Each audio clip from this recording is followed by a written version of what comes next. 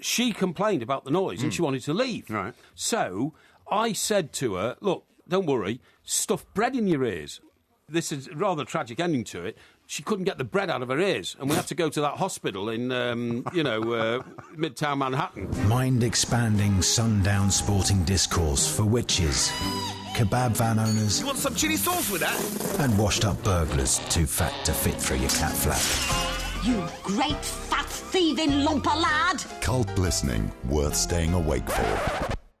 Oh, I'm sorry, I'll read that again. Oh no, I was right the first time. The Two Mics on talkSPORT. Look at the light! Zihu Atan Ayeho. This is talkSPORT. We are the Two Mics. It's time to say a very, very good morning to Mr. Mike Porky Parry. Very good morning to you, Mr. Parry. Yeah, very good morning to you, Mike. And a question from the start of this show, OK? Richie McCaw has retired. He has. Why has he retired? Because he says that he can't play international rugby anymore at the standard to which he would like to play. No, the exact answer to that, the exact answer to the question that I posed, and I will give you the answer is, because my body told me it was time to do so. Well, that's exactly the same thing. No, it's not, yes, because I want to ask you this question. Yes. What is your body telling you? My body tells me... What is your body telling you? I look at your body. My body's telling me that there's a bloke sitting next to me, pointing his finger, shaking around madly like some kind of buffoon. Yeah. And I'd stay as far away from him as possible. That's what my body's telling me. Do you know what your body is telling me? What's it telling you? Fat. Is it? OK. Blubbery. Well, you know, I'd like it if you would Overweight. actually... As usual. A waddler. I'd like it if you would... All right, I would like it if you would, as usual, adhere to the normal sort of standards of procedure here. Oh, yeah, and what's that? Look at your Twitter feed before you come into work, right? Have you been doing that at any point over the last few days? Why should I do that? Just to find out that you couldn't get the podcast right again. Nothing Let down millions of our listeners who couldn't get the podcast today. It was delayed slightly. One guy who can only take his dog for a walk when he's got his podcast in his earphones didn't go walking because he couldn't handle the mental stress of not having our podcast. Is he one of your followers, is he? Therefore, his dog didn't get his walk today. Well, that's not my responsibility. Not only today did you abandon your own dog, you abandoned our listeners' dogs. That's not my responsibility. That is your responsibility. As you know, and I am upset with you. Yeah, well, you're always upset. Yeah, if you read the tweets that came in over the course of the last few days, particularly those from Birmingham on Friday night, where we played a very, very big concert, as you would call it, up there at the Birmingham Rep, everybody who saw you and I together said, I've no idea why Porky calls MG fat. He's far bigger. I didn't see one single He's far tweet. bigger. Would you like me to ask people to send them back in? Anyone who was up at Birmingham who sent in a tweet in the last 4 days, by all means, send them in at the Two Mics, and I will read them out absolutely right here on the air. No. Now, you're making fun of people. You and I talked What do you mean earlier. making fun of people? Well, you and I talked earlier. Making fun of? You and I talked earlier about the very serious subject of Maradona, one of the world's greatest ever footballers. What do? You come on air and you popularise it and start mocking Maradona because he had to lose 12 stone after going under the night. There's a lot less of him. I said, what size was he? If he's lost 12 stone, he's still walking around. What size was he? What do you think Maradona's body was telling him? What was Maradona's body telling him? His body was telling him he was probably eating too much. 12 stone over. Richie McCaw says his body told him it was time to retire. Yeah. I want to know... What's your body tell you? I want to know... What is your body telling you? I want to know from our millions of listeners, what do they think old MG's body is telling him? I know what it's telling me. Gross. Here's one from Craig. Unpalatable. This one has come in from Craig. Stop shouting, Porky. What? Stop shouting. I'm not shouting. Frazzle says, told you he's on the Red Bull on a Wednesday. It says here, Diego... I saw you the other night with the biggest can of Red Bull I've ever seen.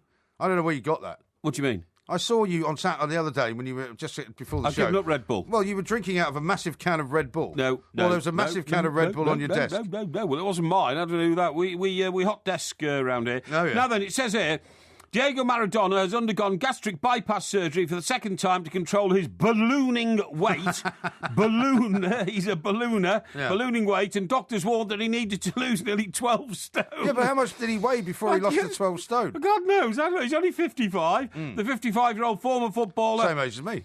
Sorry? Same age as me. Yeah, why is that not important? Well, no, it's not important. You're not important. So it says he's doing well after a 3-hour surgery at a private clinic in the Venezuelan city of Maracaibo. Venezuelan? Yeah. Do you not mean Venezuelan? I don't know why he went to Venezuela. Perhaps or Venezuela. Perhaps he owes favours in Argentina. He has a sort of love-hate relationship with Argentina, doesn't he? He sort of does, he's a bit like Italy. He doesn't like to go back to Napoli because apparently he still owes him a load of money in taxes. That's right. So, anyway, the doc who looks after him, who is Carlos Felipe Show, right? Show. Carlos. Great name, that Carlos. I love it. Carlos the Jackal. I've loved Carlos ever since Lord Alan Sugar, when he was still the boss of Tottenham. Yeah.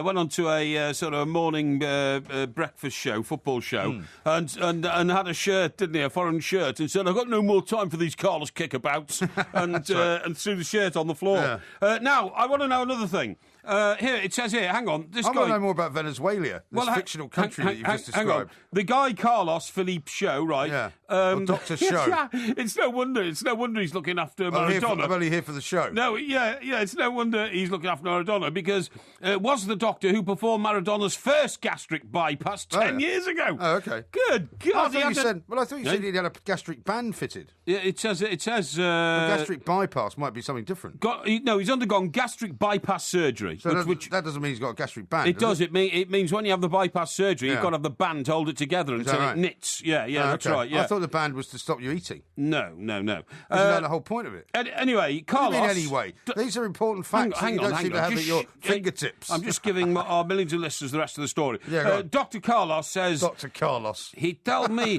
Dr. Carlos said he told me he feeling fine. No pain, okay? Well, he's Chinese, doctor. Sorry, yeah. And he said, I performed first bypass 10 years ago. Anyway, since then, the former player has continued to struggle with his weight and had developed health complications. Really? Get this. Get what Maradona's health complications are. He's currently suffering... Well, he snorted the equivalent of a year's supply of cocaine from another country in South America. Well, he snorted enough cocaine, really, to cover a kid's sort of winter wonderland, didn't he, at this time of the year? But anyway, one of the things he's struggling from is the gastric fistula, which is a common problem for patients whose stomach has been stapled together to reduce the amount of food they can eat. Well, I suppose it is, really. I suppose that is like a gastric band. I suppose it is, But a gastric band, I think, is slightly more kind of... I don't know, user-friendly than actually having your stomach stapled. However, it's not all bad news. Dr. Carlos says he is in very good shape. Yeah. Yeah. Oh, well, that's really? good. Yeah, well, glad to hear it. Isn't it? Yeah. But it's like the old joke, isn't it? I mean, there's no point in stapling your stomach together. Just lock the fridge would maybe be an easier option. So you just don't keep stuffing your face. Yeah, that's right. Now, I've got the answer to the question you've just raised, and you quite rightly raised it so that our millions of listeners are informed to the nth degree on this story. Yeah. It says here, although Venezuela... seems an unlikely destination for surgery. Its healthcare system is in a state of collapse. Oh, I see. What, in Venezuela? In Venezuela. I've got a tweet here from Roy, whose wife is Venezuelan. Oh, right, okay. And he says, Venezuela, my wife, who speaks pretty good English, just said that Porky's linguistic skills are like a sixth grader in Venezuela. Oh, well, a sixth grade's pretty good, isn't it? That's pretty high up. No, sixth grade is like 11. I don't think so. Sixth form, you see, I came from, so I Did you go to sixth form? Yeah, I went to sixth form. I was in the sixth form at the King's School Chester. Anyway, let me just finish here. You nearly said you went to a sixth form college. No, I didn't, no. Are you sure? Definitely. Absolutely sure. Although Venezuela seems unlikely to have surgery, its healthcare system is in a state of imminent collapse and is struggling to provide basic medicines for ordinary Venezuelans. So has old Maradona paid for this then, out of his own coffers? Well, I'm getting to that. If you'd shut your mouth... No, we haven't got that much time. If you'd shut your mouth and let me... Right, it says here, Maradona has close links to the country from the days when he was friends with Hugo Chavez... the late president who launched the country's left-wing Bolivarian revolution. That's right. Well, he nationalised all the oil companies. Of course he did. And he told the Americans to get lost and started making loads of money. And it's all gone horribly wrong now. And didn't he, for some unknown reason, he invited Colonel Gaddafi over, didn't he? He did, yeah. Although Colonel Gaddafi did have plenty of oil himself. He was big mates with Castro as well. Castro, he was big mate of Castro, yeah. Right. Not Carlos. Not Carlos. Now, it says here that... Maradona has often hosted a show on the state-backed television channel Telstar and has denounced US imperialism in the region. Right. It says, this is a spokesman for the clinic, says, Maradona loves the country and its people loves him. Plus, Maracaibo is on the seashore. Because apparently Maradona likes... What are you doing? What's he talking about? I don't know what you're talking about now. Well, Maradona, Maracaibo, Venezuela. Yeah. Maradona. What on earth are you going on about? And he hasn't had a gastric band fitted, it turns out. He's had a stapled stomach. You told me he'd had a gastric band fitted. Stomach stapling. Well, I said in the opening he had a gastric band fitted. Stomach stapling is the equivalent of gastric bandism. Yeah, but it's different. And it says here that the reason he goes to Maracaibo is Maradona likes paddling in the surf in Maracaibo, says Doctor. Well, I suppose if he floats a bit, somebody might shoot him. Oh, we are. You asked me how heavy he was. Yeah. Doc says, we hope operation will help Maradona lose half of current body weight. So he must be 24 stone. 24 stone, yeah. Blimey. Not good news. Here's one from Daniel. Okay. It says, MG's body's probably saying to him right now, oh no, another 3 hours sat next to this loudmouth plank. No, I should head for the exit. I doubt that very much indeed, mate. I want to know what your body is saying to you, MG. And Jason's saying... It's saying to most of us, you're gross and there's too much of it. Well, Woodenhead actually has come up with quite a good solution. He's basically said, why on earth can't you just bring in some scales, have a weigh off and prove once and for all that Mike Parry is the real fatso? Because it wouldn't prove anything. Why not? My vape, I said my vape. My vape? My weight.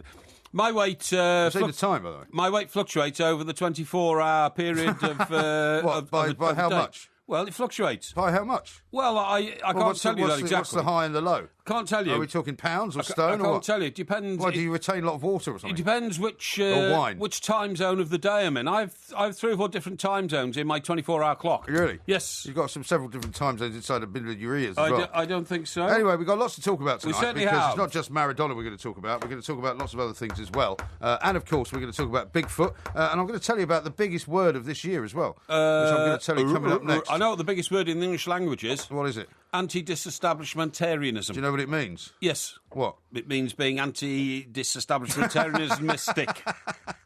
You don't know what it means, do you? Yes, I do. I know what it means. By the way, why do people There's no time. Why do all these people go crazy on El Clasico? It's of minimal interest to people in this country. Not true. Stop being taken in by, the idea that, because I like El Clasico, I'm a purist football fan. No, you're not. You're just a adult. This is talkSPORT. Don't phone your mother. Phone talkSPORT. Football on DAB Digital Radio and 1089 and 1053 AM. Athletico Radio. talkSPORT. At worst, I feel bad for a while, but then I just smile. I go ahead and smile. Whenever you see me. This is talkSPORT. We are the two mics. There will be a podcast coming out, hopefully on time. We'll just go back to the podcast for a moment. There was actually something which you would not understand due to your technical inability. Yeah. There was some kind of a problem with the audio file, okay? Which meant the audio file, yeah. Oh, blimey. Yeah. I wish I'd known it was the audio file. I'd have got on the case right away, Well, you would have got on the case right away if you had any responsibility. But all you do is you get straight onto Twitter and start blaming me. Yes. Well, you know perfectly well that once I leave this building, the podcast is in the hands of the tech ops and the technical operators. Yeah, but it's who then have to get the uploaded podcast, do things to it, and then send it off to iTunes. Yeah, but you should. They didn't do that. You should control and authorise the editing and Why should I? And delivery of the podcast before you leave this building. Why should I? Because it's your responsibility. No, it's not my responsibility. It's a responsibility of the production people on this show, and then the responsibility of the digital people at talkSPORT. It is not my podcast. The podcast belongs to talkSPORT. Therefore, it is talkSPORT's responsibility to get it right, not mine. The minute I walk away, nothing happens around here as usual. Listen, my eye caught a story today about another person who resembles you greatly. Oh, yeah? Yeah? Who's that? A sumo wrestler. Sumo? No, a sumo wrestler from What's his name? From Japan. Yeah, what's his name? Well, he would be from Japan, wouldn't he? Exactly. But this Although guy... quite a few of them are from Samoa. Yeah. Now, this guy... How many of them from Formosa, do you think? No, none of them are. They're all from Japan. Now, listen, what happened they're here... not all from Japan. You're wrong. Well, this guy's from Japan. And what's his name? This guy's name is Kazuyuki Yamamura. Okay. And he is a former sumo wrestler who is known to be particularly nasty, particularly violent, right? Now, he's been done at the moment. This is quite interesting, actually. It shows you a bit of an insight into these sumo wrestlers. When they retire, they all start these sort of wrestling schools and all that kind of stuff. He had one, and he had a tutor there he wasn't very happy with. Yeah. So he got a baseball bat and beat the man to, nearly a pulp. Yeah, and broke his ribs and all that. Dear me. But then he didn't think he'd tortured him enough, so he tied him up and he started pushing needles under his fingernails to get his fingernails What's wrong out. with this guy? Yeah, well, I don't know, He's obviously got issues. He's got issues, yeah. But then...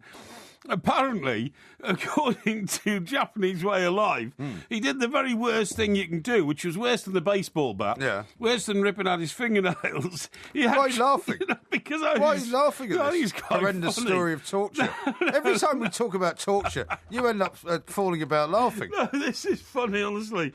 He made him eat, honestly, I can barely see because I've got tears in my eyes with laughter.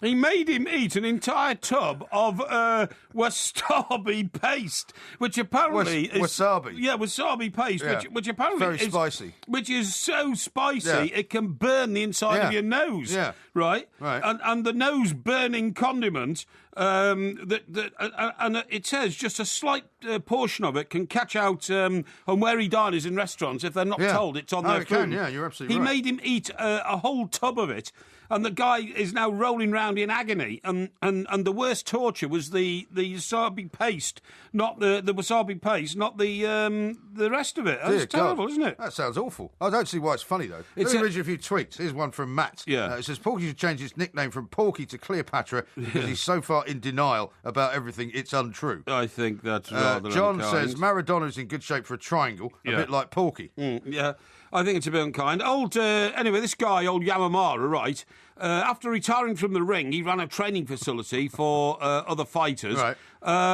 But he's now facing assault charges after Not surprised. after he admitted the systematic abuse of his 31-year-old assistant, which included not only beating with a baseball bat, but with hammers to break his fingers. I mean, this guy's... He's obviously a psychopath. He's not a very pleasant man, He's not is a he? very pleasant man. I just fail to see why you find it so amusing. Oh, here, this is another thing as well. Apparently, Yamamura started complaining Yeah. about his victim screaming. Oh, yeah. So he's also been charged with stuffing towels in his mouth to shut him up while he was torturing him.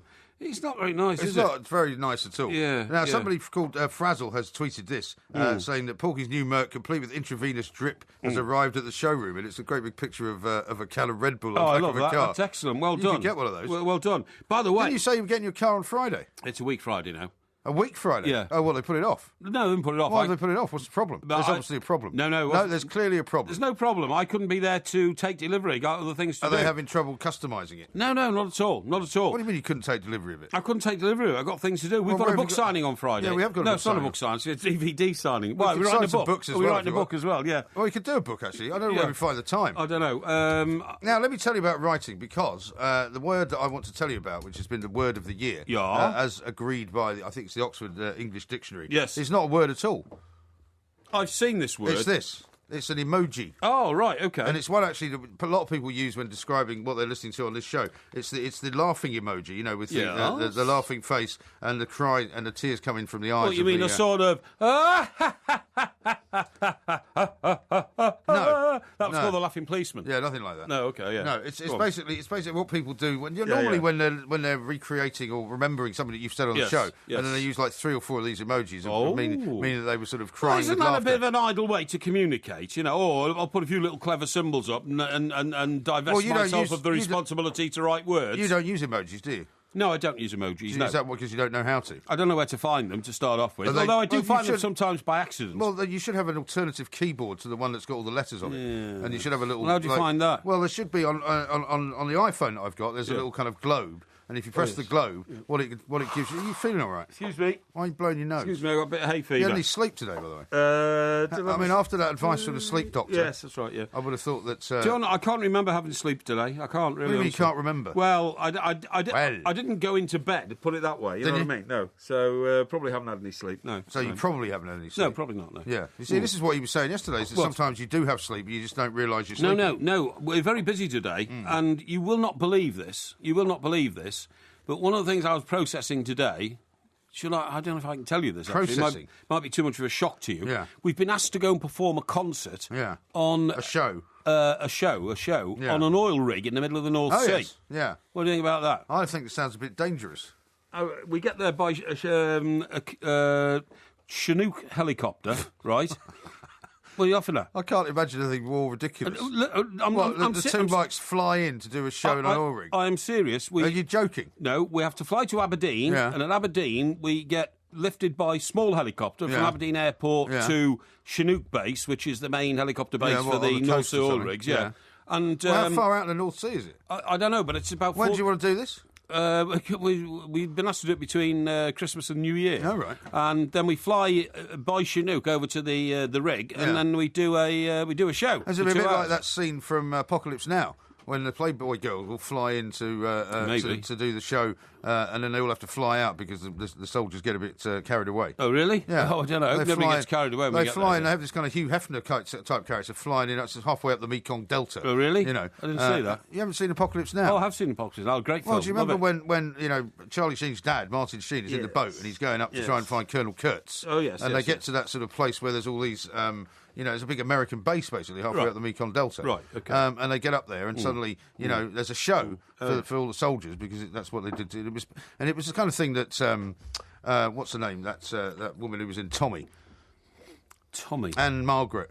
Oh, Margaret. You remember no. Anne Margaret? You don't remember heard of Anne Margaret? No, I haven't. It's the kind of thing Anne Margaret used to do. They'd sort of fly her in, they'd do a bit of song and dance, and there'd be girls in bikinis, and then they'd get back in a helicopter and fly sort out. of Vera Lynn type thing. Well, it was nothing like Vera Lynn, no, it was nothing like that. No, it was mini skirts and Okay, anyway, it basically, was all so they that. fly all these girls in, they entertain the troops, they fly out. Yeah. Bette Midler used to do all that. Yeah, that kind of thing. Yeah, But, I know, I yeah. can't really see us doing it, to be Well, honest. no, we're going to entertain these guys who won't get off the oil rig all over Christmas and Yeah. New Year. But why do they Bring- want to see you? I mean, it's bad enough being stuck in an oil rig. If you fly in, they'll yeah. be more depressed. Because I will enrich and enlighten their lives. Really? That's why, yeah. All right. With my rapier-like wit. You can imagine those... You can imagine you in a Chinook after having several bottles of Pinot on the plane. No, you can imagine those 80-foot seen The waves Time, by the way? crashing over the oil rig in the middle of a storm-tossed sea, a bubbling, frothing cauldron. And into this midst of chaos and confusion flies the Porkmeister to bring succour and comfort And his genial assistant. and light and sunshine You're a maniac. to the proceedings. Yeah, Well, you're coming with me, by the way, Yeah, that's so, enough so out it's of not you. just me Yeah, I going. might just chuck you out the Chinook while we're at it. This is Talk Sport. Coming up, we're going to talk to Christian Jack because we've got a couple of big football stories to get stuck into. On DAB Digital Radio and 1089 and 1053 AM. A terrific performance. Turn of pace and eye for goal. Shout about it. Talk Sport.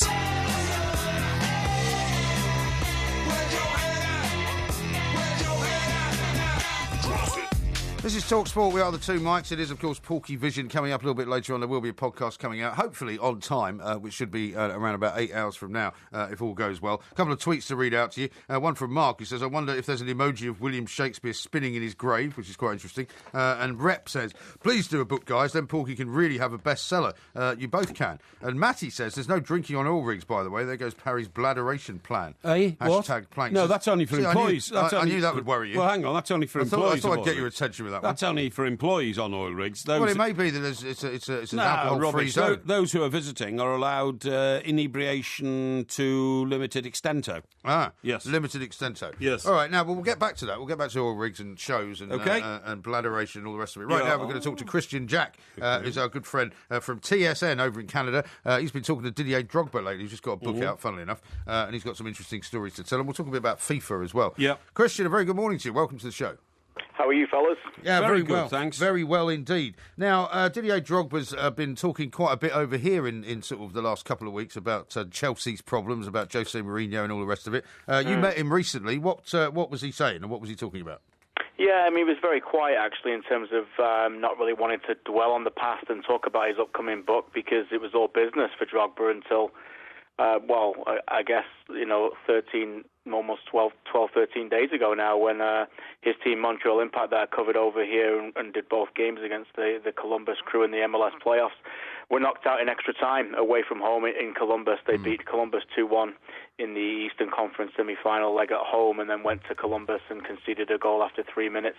Right. Fought back, were drawing 1-1 and then conceded a goal in the second half and then went to extra time and lost in extra time. So, it was just an unbelievable run for the side and for Drogba and, everybody you speak to around the team and I was fortunate enough to be on the ride with them was, extremely complimentary of Drogba. And, it's a team and it's a league that needs a leader and it needs winners. Do you think he's become sort of more of a star in the league this year than Steven Gerrard? Steven Gerrard seems to struggle a bit, really. Yeah, no question about that. Look, there's a few factors here. One, Drogba got goals and Gerrard didn't, and goals definitely moved the needle in terms of attention. And two is the Eastern Conference side. I mean, the fact that Gerrard plays in the Western Conference, and even though he did have a little words to say about the struggles of travel while he played in LA, it has to be said in the only few months that he played there, he never played away from home against an Eastern Conference side. So the reason why I bring that and the reason why that's relevant is a lot of Steven Gerrard's games were kicked off on the West Coast time when a lot of the Eastern Conference, the Eastern side of the storylines that even I'm part of are sleeping, and a lot of people aren't seeing his games as much, and that makes a massive difference, to be honest, fellas. I'm sure it will. Now, Christian, you're telling us that Didier Drogba's got out an autobiography. We've got a few lines from it here. Is this going to be published in America before it comes here? Because that's currently where Didier Drogba is. And tell us about some of these interesting lines that people like Phil Scolari didn't recognise John Terry when he was at Chelsea. I mean, quite intriguing when you get these inside the dressing room secrets. Yeah, it really is, and I think it's been a book that people have been waiting for some time. I think, look, it's going to be released over here as well. I believe it's going to be out in the next week over in England, and it's already starting, as books do, as Gerrard's book did, already starting to make the headlines, and you're getting excerpts, and they're brought out for a reason to sell the books as well. And as I mentioned, when I covered Drogba, we didn't really want to get into the book at the time because he was all professional, and and he was very much into that over here in Montreal. But as you said, it's going to be fascinating to read stories about Mourinho, stories about Andre Villas-Boas, and how really Villas-Boas lost the dressing room and the locker room when he didn't really talk to the older players, and putting aside the likes of Alex and Nicholas Anelka and things like that. Look, Drogba's got a fascinating story to tell. It's one that we've all been waiting for a long time. A true winner who's done everything really in the game, and had his ups and downs as well in life, as well as a professional footballer. So it's going to be a brilliant storyline to read, and one that we'll continue to follow as he makes his way into probably being his last year in Major League Soccer here in Canada and America next season. And sticking with some of the former Chelsea players, Frank Lampard hasn't had a great start to his MLS career, really, has he? I mean, first he didn't go when he was supposed to, and a lot of New York City fans didn't like that. And then he went and then got sort of injured and hasn't really played very much. Well, we're not getting much over here, are we? His impact has been pretty minimal as well, hasn't it? Exactly. Yeah, it has. Look, I think the first thing that you mentioned, Mike, the fact that he was late coming over here plays an enormous difference in terms of how you look at these players. Drogba came over at a similar time, scored all the goals and got his team in the playoffs. Really, it's an abnormal situation. It's very difficult for players to come over here after their professional season, start in the middle of the season over here with no pre-season and make that significant difference. I mean, I'm based here in Toronto, and one player that's going to be called, be classed as they call over here the most valuable player, basically the player of the season, is Sebastian Giovinco from Juventus, and he came over here and was magnificent because he was here from the start. And I think that I still think that someone like Lampard and his fitness levels will be better next season when he's had the time in the winter to take that time off. You have to remember that he was playing at Man City and coming on and playing significant minutes for that team before he came over here. So I think that he'll be better for it. They've gone through the coaching change. That Jason Christ has been moved on. Patrick Vieira will be their new manager next season. And even though they're an expansion team this year, the demands on that team with the Manchester City and the New York Yankees ownership group are very high. So I think that Lampard will be better for it next season, and many eyes will be on him and Gerrard to get better. Christian, do you think it's going to work this time? I'm old enough to remember the revolution of the 70s and the 80s. I thought you were going to say the French Revolution there for a second. Of Franz Beckenbauer being there, of Pele being there, George Best being there. Just ignore me. Excuse me? Just ignore me. I will just ignore you, yeah. Ignore the fat man on my left here, please, Christian.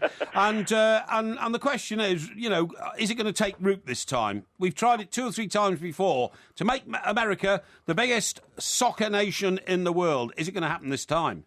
Well, I don't know about that, if they'll make it the biggest nation in the world. But look, I have to say, it's already worked. And, when you spend enough time over here, and hopefully you one day can come over and sample it, and anybody listening to this in England, and you're obviously huge football fans to listen to this kind of station, it's dramatically different now. They're playing in actual soccer, as they call it over here, soccer-specific stadiums. Everybody who comes over from Europe, and I talk to many, they're absolutely stunned at the atmosphere. You go to places like Seattle, where they're getting 40,000 per week, tremendous atmosphere down in Portland, selling out 30,000 a week, Sporting Kansas City, New York Red Bulls. These are all magnificent venues, all soccer-specific stadiums that have been brought into Major League Soccer. Look, financially, there's still some struggles about about that and how much money they're giving to some of these overpriced, as they say over here, some of the Europeans coming over for a pension. But the stadiums and the entire environment is better. It's almost a self-sustainable model now. So it's working, and there's no question about that. The other leagues collapsed for a reason, and I can see none of that happening with Major League Soccer in the future. Mm-hmm. Now, just one final question to you, Christian. I don't know what your view is on the whole sort of FIFA scenario and how it's all unfolding or kind of being stuck in the mud. I mean, we haven't heard too much from the US Attorney's Office in recent weeks, really. No. But Blatter and Platini both lost their appeals yesterday for the 90-day suspension, and we're now told they might be suspended for even longer. I mean, surely at some point something has to happen. Somebody has to say these guys are no longer employable by FIFA, don't they? Well, I think this could be the smoking gun, could it not? I mean, ultimately they were suspended by the Ethics Committee in October over the alleged payment to Platini.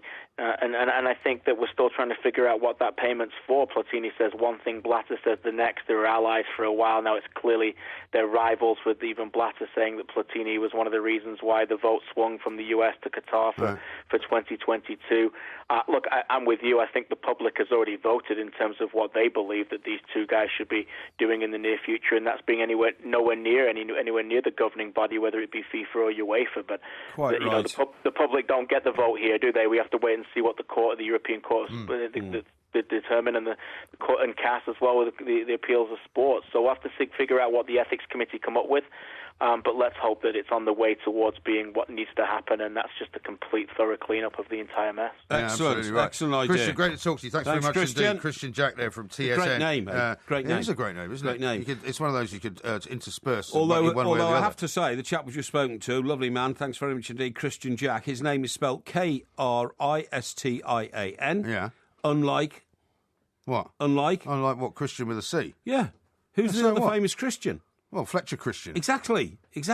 Well, there's a number of, No, there's all not. sorts of Christians that you could name. No. I mean... What about Christian Gross, who used to be the Spurs manager? Christian Gross, yeah. But Fletcher Christian was the most Christian famous Grey. one. Wasn't he great? Christian Fletcher Grey. Christian. Who was he it? the guy from... why are you ignoring me? Fletcher, because you keep, bouncing around. I'm trying to focus your mind on one particular Christian. You've never heard of Christian Grey, have you? Listen, Have you heard of Christian Grey? I'm talking about Fletcher Christian, and I was about to ask you You've never heard of Christian Grey, have you? Who is the most famous actor who played Fletcher Christian? Marlon Brando. Thank you. That's all I'm trying to get out to our millions of listeners. What about... Can you ask me a question I can't answer? You get so upset. I can see how upset you are. What do you say? What do you say? Never mind that. Craig in Eastbourne says this. He's texted in. Porky, you and MG would have to complete a sea survival exam simulating a helicopter crashing into the sea. You can't get on an oil rig without it. Is that true? Well, I don't know. Is It that might true? be. It might be. What do we have to do? Well, you'd have to do a sea survival exam. So they'd have to plunge you. They'd have to take you down to the local Lido down in Aberdeen. Well, no, somewhere down here. Yeah, and they'll that's plunge right, you into the water. Right, jump and in, they'll fella. turn you upside down yeah. and see whether you can swim. Can you swim? Yeah, of course I can swim. Are you sure? I'm a very good swimmer. I've never heard of you swimming. I'm a very good swimmer. Of course you're a very good swimmer. I am, Well, yes. you're not in the swimming team. I tell you what, if somebody actually said you've got to do it, I could swim the English Channel. What's your problem? I would do it just out of determination. It's only a stretch of water. Why don't we just tow you on the back of a water skiing boat? That would be good. I'd be very happy to be the driver. Well, I wouldn't mind that. That'd be quite good fun and all that. But I mean, by the way, who's the lad in Fleet Street we used to work with? He was in radio. He worked for Independent Radio News. Oh, yeah. And he held the world record for the number of times a person has swum the English Channel. Did he? Kevin.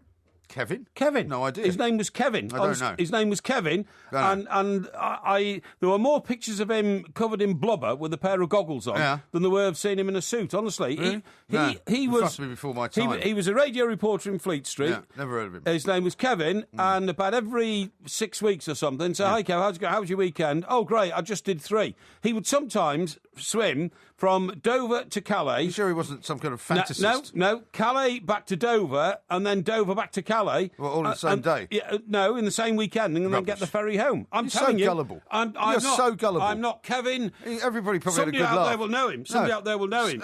He probably had a good laugh every time he told you that story. No. Everybody's rolling about Honestly, laughing in the other room going, no. yeah, Porky thinks I swim the channel every weekend. No. He was a mate of mine, and he'd swum the channel about 83 times. Ridiculous. He had. I'm telling you. We'll find him. I mean, well, we'll see if our we boys can. behind the glass are very, very clever at finding these things out. And then you will look like the mug who denied the record holder that I'm talking about, all right. He'll be very upset. Yeah, all He's right. probably retired now, because it's quite a few years ago. He's probably dead now. No, not dead, no. Used to tell me about getting... We've no time, look at the time. No, used to tell me about getting mashed up with the jellyfish. That wasn't pleasant. No, I bet it wasn't. It wasn't, no. This is talkSPORT. I'd like to mash you up with some jellyfish. It's not pleasant having a jellyfish wrapped around your hollyhocks, he said. Parryfish is what we're talking about. This is talkSPORT. The Alan Brazil Sports Breakfast on talkSPORT with the Ford Ranger. It's the breakfast show that doesn't compromise on delivering the biggest names from the world of sport. Join me from 6 o'clock on the Alan Brazil Sports Breakfast. Cramming more into 4 hours every morning than you thought possible. The Alan Brazil Sports Breakfast. Weekday mornings from 6 on talkSPORT with the Ford Ranger. Ruthlessly tested across the harshest terrain on Earth. Find out more at ford.co.uk. All right, Dave. No, my public liability insurance renewals come through and they're charging me an arm and a leg. Ah, you want to check out Trade Direct Insurance. They'll aim to match your public liability renewal price and then beat it. I'll save 20%. Ah, well, in that case, mate, you can afford to buy me a pint. If you're renewing your public liability insurance and you haven't claimed in the last 3 years, get a quote from Trade Direct Insurance. And if your business qualifies, we'll beat your current renewal price by up to 20%. Applies to like-for-like cover. Visit tradedirectinsurance.co.uk for full terms and conditions. Asper Super Casino Westfield welcomes over 1.5 million visitors every year. It's London's only super casino with over 150 slot machines, A huge 400-seat poker room. 2 bars, free live music and a big sports screen. We're membership free. And we're open 24/7. Asper's Casino at Westfield Stratford. So that's why they call it super. Terms apply. Details at asperstratford.co.uk. Over 18s, play responsibly, gambleaware.co.uk. I know. The state pension is changing. I know. How much you get will still depend on your national insurance record. And don't forget you may still have a private pension to consider too. I know. I'll be able to see how much I'm likely to receive and understand what I can do to improve my state pension. I know. If you reach state pension age on or after the 6th of April 2016, you'll be part of the new scheme. Make sure you know the facts about the new state pension. Visit gov.uk/yourstatepension for more information. talkSPORT on DAB digital radio and 1089 and 1053 AM. Freedom for sport. Can we kick it? Yes, we can. talkSPORT. This is talkSPORT. We are the two mics. It's Porkyvision coming up a little bit later on. There will be a podcast coming out, hopefully unencumbered by any kind of corruption file problems. A couple of great tweets have come in, by the way. Good. This one from Joshua. Yes. It says, if I had to, I could swim the English Channel. Says the one who bottled the Bournemouth pier jump. No. And he's added a couple of those laughing emojis. Oh, right, okay. So he's got the word there. Yeah. Bill says, if Porky swims the Channel, he better make sure Captain Ahab isn't there with a harpoon. Well, you're absolutely right. There's not an oil tanker bearing down on me. Says if Porky went in the sea, people will think it's a beached whale. Now, a couple of people, interestingly enough, have said, is Kevin Murphy the guy that Porky is talking about? It is Kevin Murphy. It is Kevin somebody Murphy. sent me this piece from the Daily Express. Yeah. Where apparently he's a guy from... He's a guy that you said worked for IRN. He worked for Independent Radio News. Apparently, this guy Kevin Murphy, is that the guy? Yes, that's the guy. Are you joking? I'm not joking. He was a mate of mine for years in Fleet Street. Yeah. Well, apparently, I mean, here's the funny thing, right? Yeah. Apparently, it turns out that he holds the record for men swimming the English Channel. Exactly, the world record. 34 times. He's done it 34 times. Yeah. Unbelievable, isn't it? Yeah. Isn't it unbelievable, that? However, and here's the key to the fact that he was your mate, right? Right. Go on. I shouldn't really laugh. Apparently, the headline says, swimming the Channel 34 times didn't stop this athlete from having a heart attack. No. Yeah. You're joking. Because he suffers from years of overeating and a stressful job. Overeating? Oh, Yeah. well, what? You mean there's a reporter on IRN? There's a picture of him there. No. Yeah, that's clever, all right, yeah. Blimey, that's amazing. Isn't it? But, I mean, it's all very for mock. Do I now get an apology, please? Why? Because you said don't be ridiculous. Oh, you're mad. Why should I apologise? You should apologise because you poured derision on the fact... I gave you a fact about a world record, a man who'd swum the English Channel more times than because anybody it else. sounds like a ridiculous thing to do. Yeah, but it's not ridiculous. You see, my head is so full of information that sometimes these facts come from what I call... That'd be him when you knew him, right? About the same age as when you knew him. Yeah, it's about that. I mean, I presume you haven't seen this guy for decades. No, I haven't seen him for... He's really used to wear glasses. He's in the water. Yeah, I know. Well, he was wearing goggles, isn't he? Yeah. No, he was an incredible bloke and used to say to him, how'd your weekend go? and then you'd tell him that he was into a football match or something, and he told you he'd swum the channel and back. Kevin is known as the king of the English Channel. The king of the English Channel. Well, I'm not surprised. This is unbelievable. Yeah, exactly. Does he live down there? No, he lives in St Albans, apparently. Oh, St Albans. That's not very close to the English Channel, is No, it? it's quite a long walk to the Channel from there. I wonder where he got his initial interest from in swimming the Channel. Well, apparently when he was 15, he did his first swim 10 miles around Lake Windermere. Really? I mean, so he must have He's keen, isn't he? He was obviously been very keen. Yeah. But he says it was he never deliberately put on weight for a swim, but because he used up so much energy, it was an eater's paradise. Right. I didn't really have to watch what I ate, and I was quite fond of cakes, ice cream, and bacon sandwiches. Yeah, so that's a lot of those. At the time I had my heart attack, I was due to be swimming the Channel, but my shoulder injury meant I was restricted to light training. Right. If it had happened in the middle of the sea, I wouldn't have survived. Well, you might as So well. he's had bypass surgery. I suppose you haven't seen him up at the old Harefield Hospital Well, with Dr. Banner. I'd love to have bypass surgery, because when you have bypass surgery on your heart goes from being completely knackered to completely better in a few hours. Doctors have told Kevin there's no underlying weakness in his heart, and they've given him the all clear to carry on long-distance swimming. Exactly, that's right. Well, maybe you should get the guy on the show. Well, it'd be Because lovely to talk to him. he might have some stories to tell about you. Yeah, well, I doubt it very much indeed. Yeah, It's quite a I long want time to hear ago. from some of these characters that you used to know. I mean, none of whom you've kept in touch with. The great thing about heart bypass surgery is there's nothing wrong with your heart itself. It's the arteries and the veins that feed the blood into the heart, which are all furred up and knackered. Yeah. And all they do is take them out and replace them with veins out of the back of your thigh and all that kind of stuff, you know? Right. So you go from being literally completely knackered, you can hardly walk, to becoming a marathon runner in the space of a few hours after your operation. Yeah. Whereas with my acute heart failure... That's enough about with you. my I'm gonna acute talk heart about this guy, failure, Kevin Murphy. I will be condemned for the rest of my life to having a heart with only 1/3 of it works. Yeah, good. Until they find a cure, That's very right? nice, isn't it? Thank you. Condemned is what I'd like you to be, right? Condemned. Blue says this. I don't think Eastney swimming baths do helicopter crash training, nor does the Pyramid Centre. Neil says, MG, you can tell Porky hasn't had any sleep by the way he's waffling on without breathing in. How do you cope, MG? Says. Don't be ridiculous. Frazzle says, Porky's right for once. He says 33 crossings. 34, actually. Yeah. But the record of crossings is actually 43, Yeah. but it's by a woman. Oh. So he holds the record for a man. And apparently, it says until 2006, this guy was still a reporter on ITN. Oh, I've right. never seen him on ITN. I've never seen him on screen on ITN, but I mean, that doesn't mean to say he's not, you know what I mean? He could be a news gatherer, so to speak. But, no, he was a terrific guy. Anyway, he says it includes 3 two-way crossings, so this three-way stuff is rubbish. No, He never did- I'm did it sure he 3 did a times. three-way. I'm sure he No, did a as usual, three-way you've one. taken a perfectly good story and then augmented it to the point of that's why I don't believe you. Because you basically you stunt up the story in such a way, you overhype it, so by the time you've actually told the story, it doesn't sound believable. I could have sworn he told me he'd done a three-way one. He's done 2 ways.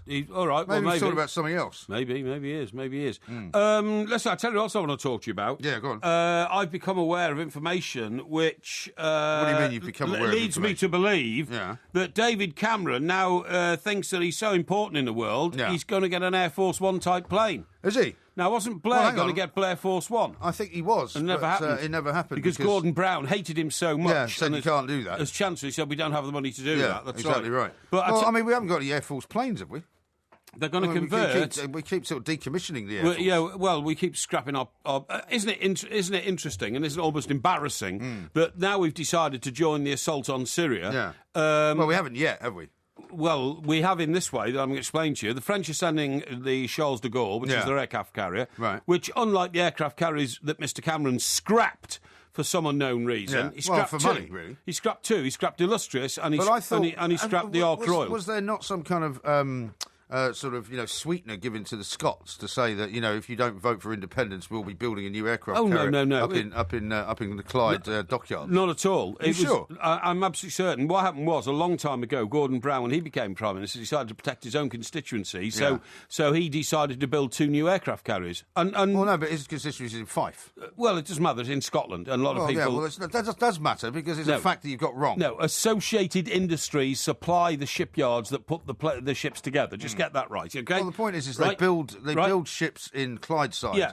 And who do you think supplies all the parts for the ships? Well, the rivets, the nuts, the wiring, the cabling, the electronics, the computers. Are they based in Fife? A lot of them are. What's A lot of them What's are. the name of the company? what? What's the name of the company? Well, how should I know individually? You said it was his constituency. All right, what's the name of the company then? What's the name of the company? British Air BAE Systems is normally the lot that build the boats. No, British Aerospace don't build aircraft carriers. Yeah, they do. No, They believe build. me. Listen, I used to live opposite the BAE workshop. Believe me, I know. They used to launch ships across the way from my apartment in Glasgow Harbour. I'm trying to talk about the Prime Minister's private aeroplane. Yeah, but you're now, getting it all wrong. I tell you who has ordered one, which I read about the other day, and it's a country that's on the brink. Ordered one what? A presidential plane to rival Air Force One, a jumbo jet. Guess which country's just ordered one? I don't know. France? No, South Africa. Oh, right. Yeah, Zuma, who is the Mr. Zuma, President Zuma, the leader of South Africa, has decided that in addition to the palaces and the fish cars, and it's all going that way in South Africa, I'm afraid. Yeah. He's now decided. He's got a lot of ex-wives to put on the plane as well. Absolutely, and he's now decided he needs a plane. Okay. Now, what is the very interesting thing is that according to the info I have, this is going to be a converted RAF plane. So it's a RAF So plane. he's going to buy it from us. Instead of decommissioning, they're going to convert an RAF plane. Well, that's good. That's money for the British government, isn't it? Sorry? Isn't that money for the British government then? Do you really honestly think that our Prime Minister needs a sort of Air Force One type plane? Well, I mean, if he's going to be doing a lot of this kind of, what they call shuttle diplomacy, it's not a bad idea for him to have his own plane. I don't have a problem with that. Yeah, well... As long as it belongs to the nation and he doesn't use it to go on jollies up to St Andrews to play golf. You know Air Force One? Yeah. You know that Air Force One is in fact two planes? Yeah. And do you know that Air Force One is in fact not an aeroplane? What do you mean? It's a call sign. What? It's a call sign. Call sign. So what I'm saying is, you don't see an aeroplane parked, at sort of Andrews Air Force Base. It says United States of America on it. Yeah, it doesn't say Air Force One. Exactly, because Air Force One is the call sign. You see what I mean? What is a call sign? Well, it means that if one of the planes or the other plane is flying as Air Force One, its call sign is Air Force One. But it's not actually Air Force One. What? Do you see what I mean? No. They are flying as Air explaining Force it very One. well. Well, if you, for instance... Surely any plane that the President is on is Air Force One. That's the point. That's what bit you got wrong. No, not... Yeah, it is. If he's on a helicopter, it's Air Force One. It's not. Yes, it is. It's not. It's Marine One. The helicopter is Marine One. All right. It's US Marine One. So so Air Force One is not a plane, though? No, it's not a plane. It's a call sign. Right. So, for instance, There's no time now. If you and I were flying to Washington, D.C. on a British Airways plane, we'd be on BA 001. It would be BA heavy, wouldn't it? Eh? Heavy. Well, it'd be heavy in the seat you're sitting in, and very light in the drinks cabinet next to it. Look at the time. Yeah. It is very near to 2 o'clock. Coming up in the next hour, we're going to be talking to a Bigfoot expert who's going to be telling us whether there's any truth to this sighting. What about a big belly expert? We don't have one of those. Yeah. Suit you. On digital radio and 1089 and 1053 AM. Talk Sport. This is Talk Sport, and of course we are the Two Mics. There'll be a podcast coming out a little bit later on, and lots of people saying that you were absolutely right about Kevin Murphy. Thank you. Also saying that you're right about Rosyth up in Scotland, where they build some of the ships. Thank you. So, I mean, it's a record-breaking night, this. So far absolutely. you've got two things right. Here's another thing you got right. Yes. Stuart says, Parry's got one right. Frame it. AF1 is a call sign and Marine 1, like MH370 was a flight number, not an actual plane. Thank you very much indeed. I'm on a roll tonight. Yeah, you're on a roll tonight. Eh? I don't know what's going on. Maybe you should have less sleep You more start often. to feel inferior? No, you see, this Eh? is the difference between you and I. My inferiority complex, which does not exist, is not at all similar to yours. You see, you spend your entire life trying to prove that you're not inferior because you have an inferiority complex. I don't. I don't have one. I don't have anything to prove. Yeah. I know that you're an intelligent guy. Yes. I know that sometimes you forget things because you don't have enough sleep. But, I have no rivalry with you to try and prove anything that you're wrong and I'm right. No, do I. But you spend your entire life trying to prove something about yourself that you're not inadequate. No. Because that's unfortunately how you were raised. It's not my problem. I have the innate self-belief. Listen, talking about aeroplanes, by the way, for a minute, I'm going to show you this advert. Look, this is this, right? Now, this is an advert that appears in a national newspaper pink, today. It looks like it must be the FT. And it says, a strong economy starts with a strong defence. The F-35 Lightning II. Do you know what that is? It's an advert for a Lockheed Martin F-35 fighter aircraft, right? Now, well, they're selling them through the FT advertising pages. No, I mean, what I'm saying is, why would they advertise this? Lockheed Martin UK bringing a world of innovation to the United Kingdom. I mean, individuals, unless they are of the sort of Bill Gates type, wealth, couldn't buy a Lockheed Martin. No, how much do you reckon they cost? I would say $100 million. Yeah, maybe more. Maybe more, yeah.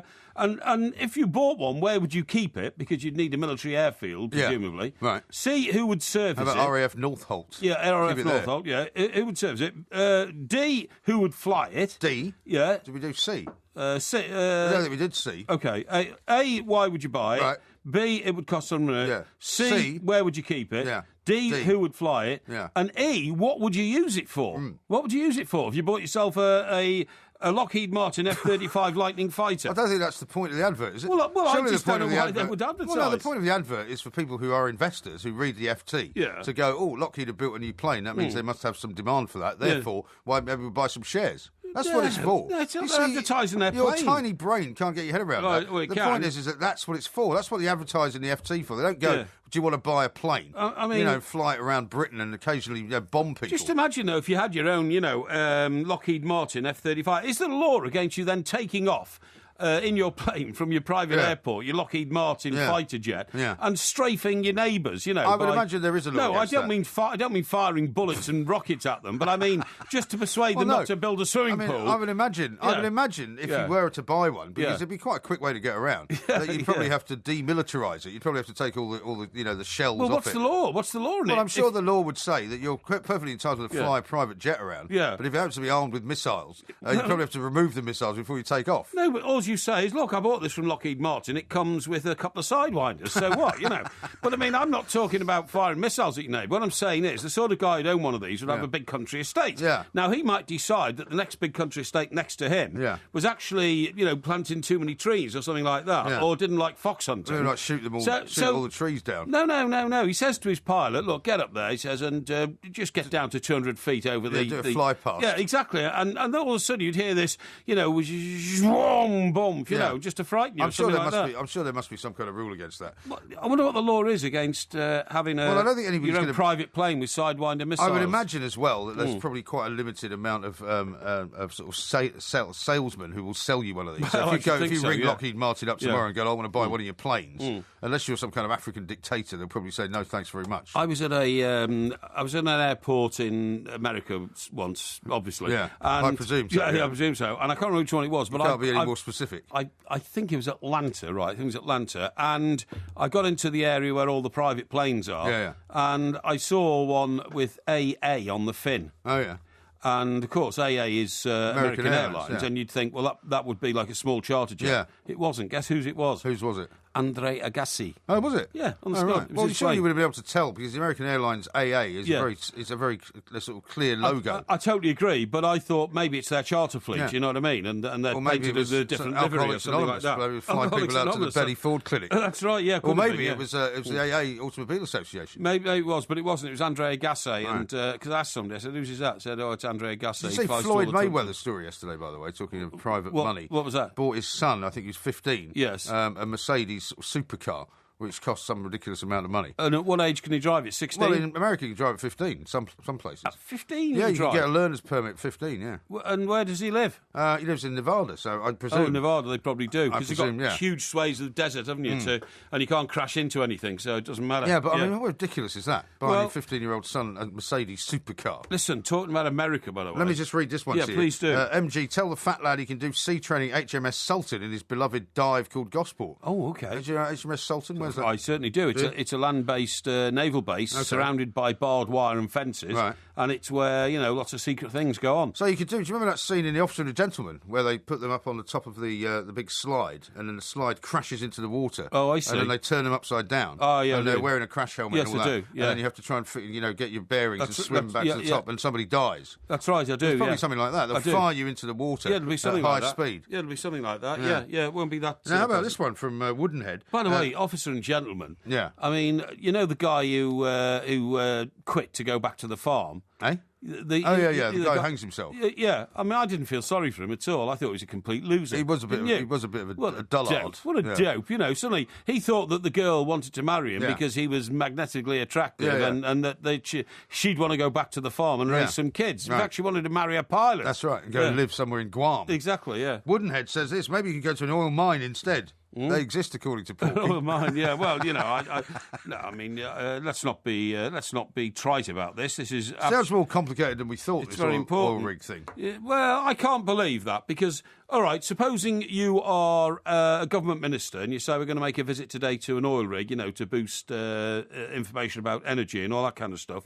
You wouldn't have to go through that rigmarole to get on that plane. There'll be exemptions for us. Really? Yeah, there'll be exemptions. You think? I'm certain. Well, we'll find out. I'm certain. I bet you it'll be something like if you are planning to fly more than 30 times a year on, the old Sikorsky over to the oil rig, then you have to go through this test. But I'm sure there'll be exemptions. Yeah, maybe so. Yeah. Mac says this. I'm not quite sure why. He says, just want to congratulate Mike Graham on pronouncing my name properly. Porky would have massacred it. I asked the second last question yesterday. Oh, that must have been on Ask Porky. What was it? I can't remember what his name was. It was a Facebook name, actually, but now that he mentions it, now I remember it. And here's one from Paul. This will send a shiver down your spine. Oh, go on. He says, you guys keep an on-call funeral director driving around the New Forest very entertained. Thank you. An on-call funeral director? So imagine that. So imagine a guy driving around the New Forest, Waiting for people to die. God, that's a bit Do you think he's got a scythe? Yeah, and a black veil and hood.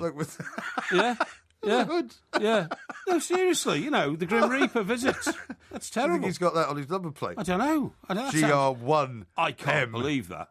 Well, He there's some says he's an guy driving on-call around the funeral New director. Forest, and what happens when somebody sort of kicks the bucket? I'm glad he didn't turn up in that lay-by roll stuck with a Land Rover. Exactly, yeah. Can you imagine, excuse me, I'm an on-call funeral director, can I help you? So somebody kicks the bucket, and then I'm sorry about this, Paul. They ring up the undertaker, do they, and say, very sorry, my old dad, 83, had a good innings. Oh, right, okay. And then the operator... We'll be right there. The operator says, yeah, hang on. Then the operator rings... Maybe. The operator rings the mobile undertaker and says... OK, stiff at Ringwood, 83 Brecon Street, get there quick. Right? Or something like that. Yeah? You think he drives around in a hearse? Well, I suppose so. I suppose so, yeah. Good God. That's amazing, isn't it? I mean, I'll tell you what, if you're doing it now and you are driving around, could you give us a call, please? Because you really would like to know what the nature of your business is. Yeah, that'd be driving great. around in the middle of the night waiting for people to die seems to be a bit of a sort of strange occupation. No, I think there's nothing wrong with it. I mean, people have got to do these jobs. Paul, we're delighted that you tweeted us. Thank you very much indeed. Anybody else who wants to tweet us, of course, it's at the 2 Mikes, at Mike Parry 8, at IROMG. We've got a Bigfoot expert coming up very shortly. Bigfoot. Loads more coming up next. Is that Sasquatch? Yeah. Sasquatch. The Alan Brazil Sports Breakfast on talkSPORT with the Ford Ranger. It's the breakfast show that doesn't compromise on delivering the biggest names from the world of sport. Join me from 6 o'clock on the Alan Brazil Sports Breakfast. Cramming more into 4 hours every morning than you thought possible. The Alan Brazil Sports Breakfast. Weekday mornings from 6 on talkSPORT with the Ford Ranger. Ruthlessly tested across the harshest terrain on Earth. Find out more at ford.co.uk. This is Alan Metcalf's swear jar. Alan doesn't have the right tools for his DIY project, so his jar fills up rather quickly. If only he knew about the great deals on power tools at Wix, including the Makita 18-volt 3-amp-hour cordless combi drill with quick charge, which means it's ready to use in 22 minutes. Only $99.99. Sounds like Alan might have that in his jar already. Wix. Let's do it right. Landlords. Direct Line guaranteed to beat any quote for the same cover. Can your landlord insurance do that? Search Direct Line Landlord. New customers only. Qualifying criteria apply. Underwritten by UK Insurance Limited. Race of Champions is back. A 2-day motorsport spectacular inside the former London Olympic Stadium. Vettel, Lorenzo, Button, Coulthard, Massa, and many of the world's greatest racing head-to-head in awesome cars. Stunts, world records, plus entertainment with Chris Hoy, Ben Ainsley, and others in the Celebrity Challenge. The only place on Earth where stars of Formula One, Rally, MotoGP, Le Mans, IndyCar battle each other. Friday and Saturday, 20th, 21st of November. Tickets from £24 at ticketmaster.co.uk. Pneumonia strikes up to 1 in 100 of us every year. Don't let it be you. Vaccination can help protect you from the most common type of pneumonia. Speak to your pharmacist, doctor or nurse about pneumococcal pneumonia vaccination today, or search Pneumonia Strikes. Sponsored by Pfizer. talkSPORT on DAB Digital Radio and 1089 and 1053 AM. The enduring home of football. It's modern radio, only better. talkSPORT. To learn how to love. This is talkSPORT. We are the 2 Mikes. We've got a Sasquatch expert coming on. What did you call it before? Sasquatch. No, Yeah. Sasquatch. Sasquatch. Now, Colin sent us a bit of useful information. Lockheed Yeah. fighter jet is $116 million without the engine. Well, hang on. Why I would said you buy- 100 million, so Yeah, that's pretty close. Well, that's without the engine, though. Yeah, how much is the Imagine engine the cost? engine's probably about another 100 million. Why would you buy it without the engine? Well, I don't know. You know, perhaps it's lighter to ship over, isn't it? And then you get an engine from Rolls-Royce or something like that. You know what I mean? William says, well, it is the right time of the morning for people to die. According to Porky, who said most people die between 2 a.m. And 3 a.m., I think. isn't it? They do. They do. I see the ambulances queuing up outside the Undertakers Yeah. in certain parts of Stockbroker Belt, Surrey. It's Yeah. not, it's not endearing, I'm telling you. Yeah. And Def is asking the mobile funeral director, does he ride around in a horse and cart, which is probably a bit unfair. No, don't be ridiculous. I mean, he rides around probably. And to be honest, that guy, if he's on call and he's a mobile funeral director or whatever, he's probably sitting around watching the telly, waiting for the call. Waiting for the call, And he's probably got... I just like the idea of him driving around in the New Forest. Yeah, exactly. But do you know what he was driving around in? What they call a, quote, private ambulance. It's a meat wagon. A meat wagon. I've seen one of these. These are the things that give you the heebie-jeebies, Oh, right? give me the heebie-jeebies, because you open the door at the back and Yeah. it's just got racks to take 4 coffins, 4 Really? temporary coffins. Or just bodies, maybe. No, they have to put them in something, and Yeah. what they put them in is, I'm no joke, mate, they're plastic coffins. Yeah. Because they're just designed to get the body from the mortuary at the hospital to the slab. Yeah. No, You not mean from the house? no, Or no. wherever they've died? Well, actually, no. Usually, an ambulance will take them from the house to the hospital. Yeah. Because they're dying. Well, hang on. There They're aren't dead. supposed to be no ambulances around to take live patients. Well, Why would they take dead people? Okay, let's get this right. If the patient is really desperately ill, Right. but alive, Right. then they'll put them in an ambulance, Yeah, yeah. right? And but if they're dead, they won't, will they? No, they won't. No, I mean, no. you're not going to call an ambulance for somebody who's No, died. no, that's true. That's absolutely true. So then what happens is the meat wagon turns up, Yeah. and they take this plastic box in. That's Yeah. basically what it is. Right. And they dump How do this. you know all this? Oh, because unfortunately, I used to cover murders and all that kind of stuff, and then they dump the stuff in the box. And yeah, seriously. You've got such a charming way of telling the story. Well, yeah, and then take him out and then bung him in the back of the old meat wagon, Yeah. and then take it round to what they call, quotes, the chapel of rest. Yeah. But in fact, they just store it in a cold room until somebody can get round to putting it in a coffin Yeah. when the relatives come and then kiss them on the head. Right. You know what I mean? Yeah. Yeah. Yeah, well, I mean, I imagine that Yeah. it's a business that nobody knows that much about, I suppose. Well, unless you've worked in it, I suppose. Yeah, exactly. Yeah. David says this, why doesn't Porky swim to the oil rig during Christmas? Don't forget to take his jelly squares with him. Well, I'll tell you what, nobody's ever swum the North Sea for obvious reasons. Well, it's a bit rough, isn't it? Yeah, exactly. And freezing cold and deadly and full of currents, and yeah, you wouldn't survive. And very, very large waves. Yes, exactly. I'm trying to find a tweet that came in a bit earlier. Yes, what was it about? Because it was about somebody saying that basically this guy, Kevin Murphy, is one of the few people who was an old friend of yours who hasn't died of bladderation. Well, no, not really. I mean, a few of them did die. No, he liked to drink, Kev, as I recall, but he wasn't a massive drinker. But isn't it amazing how he suddenly got this... this fascination with swimming I know. and swam, what do you say, around Windermere? Well, he started when he was 15 in terms of long-distance swimming, Yeah. 10-mile swim around Lake Windermere. Yeah, I mean, I wonder how far that went. I wonder how long... 10 miles.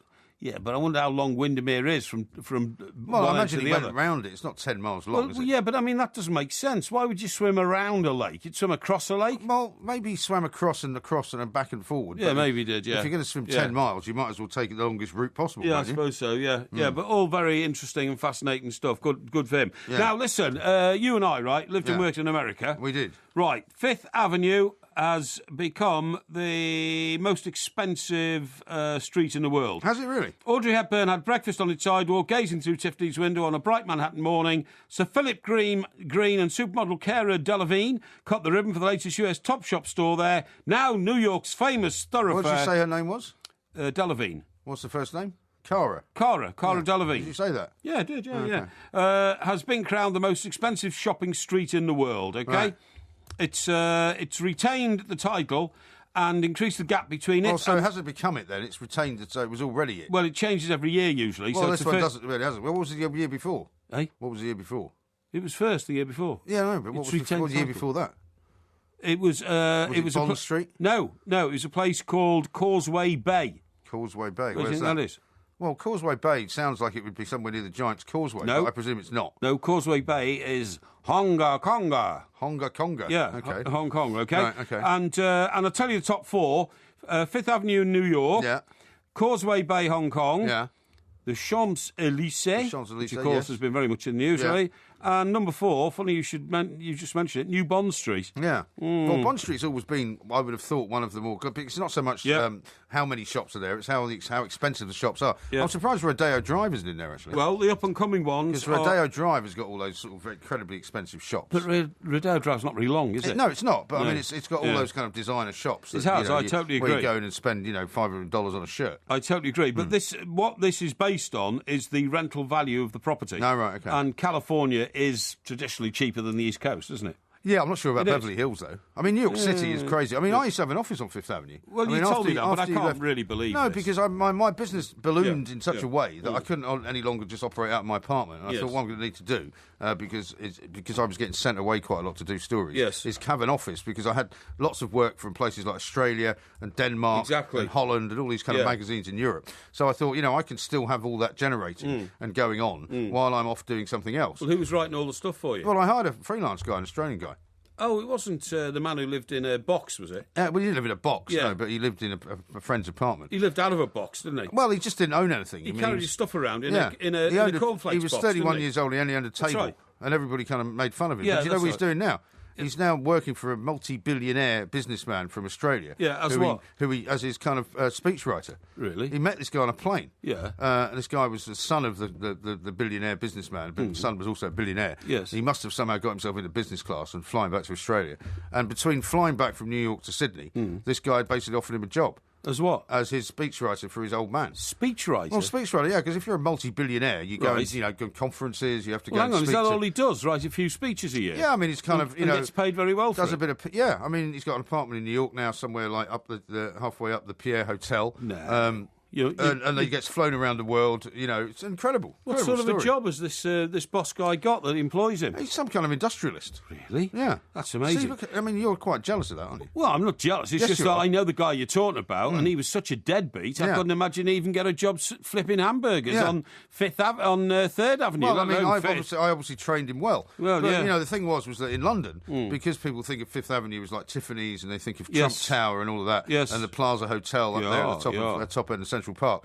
I had my address was 166 Fifth Avenue, and people, Which is the down-ridden, it's down-run actually part of no, it. it's in Chelsea. It's actually a very trendy part now. It's right by the Flatiron. Well, it building. wasn't trendy in your day. It was, a dump. it was very trendy. Full then. of lofts. It was trendy then. It was it was full of photographers. It was That's full of right. artists. It was Yeah, that kind of place, yeah. and it was within walking distance of 23rd Street, Yeah. basically, which is where the Flatiron, one of the most beautiful buildings, the triangular Flatiron building, Yeah, down yeah. by Madison Square Park. Yes. And but people used to think that I had this kind of lavish place overlooking Tiffany's. Exactly, it was a dump. No, it wasn't a dump. Yeah. But anyway, the problem listen- was it got robbed.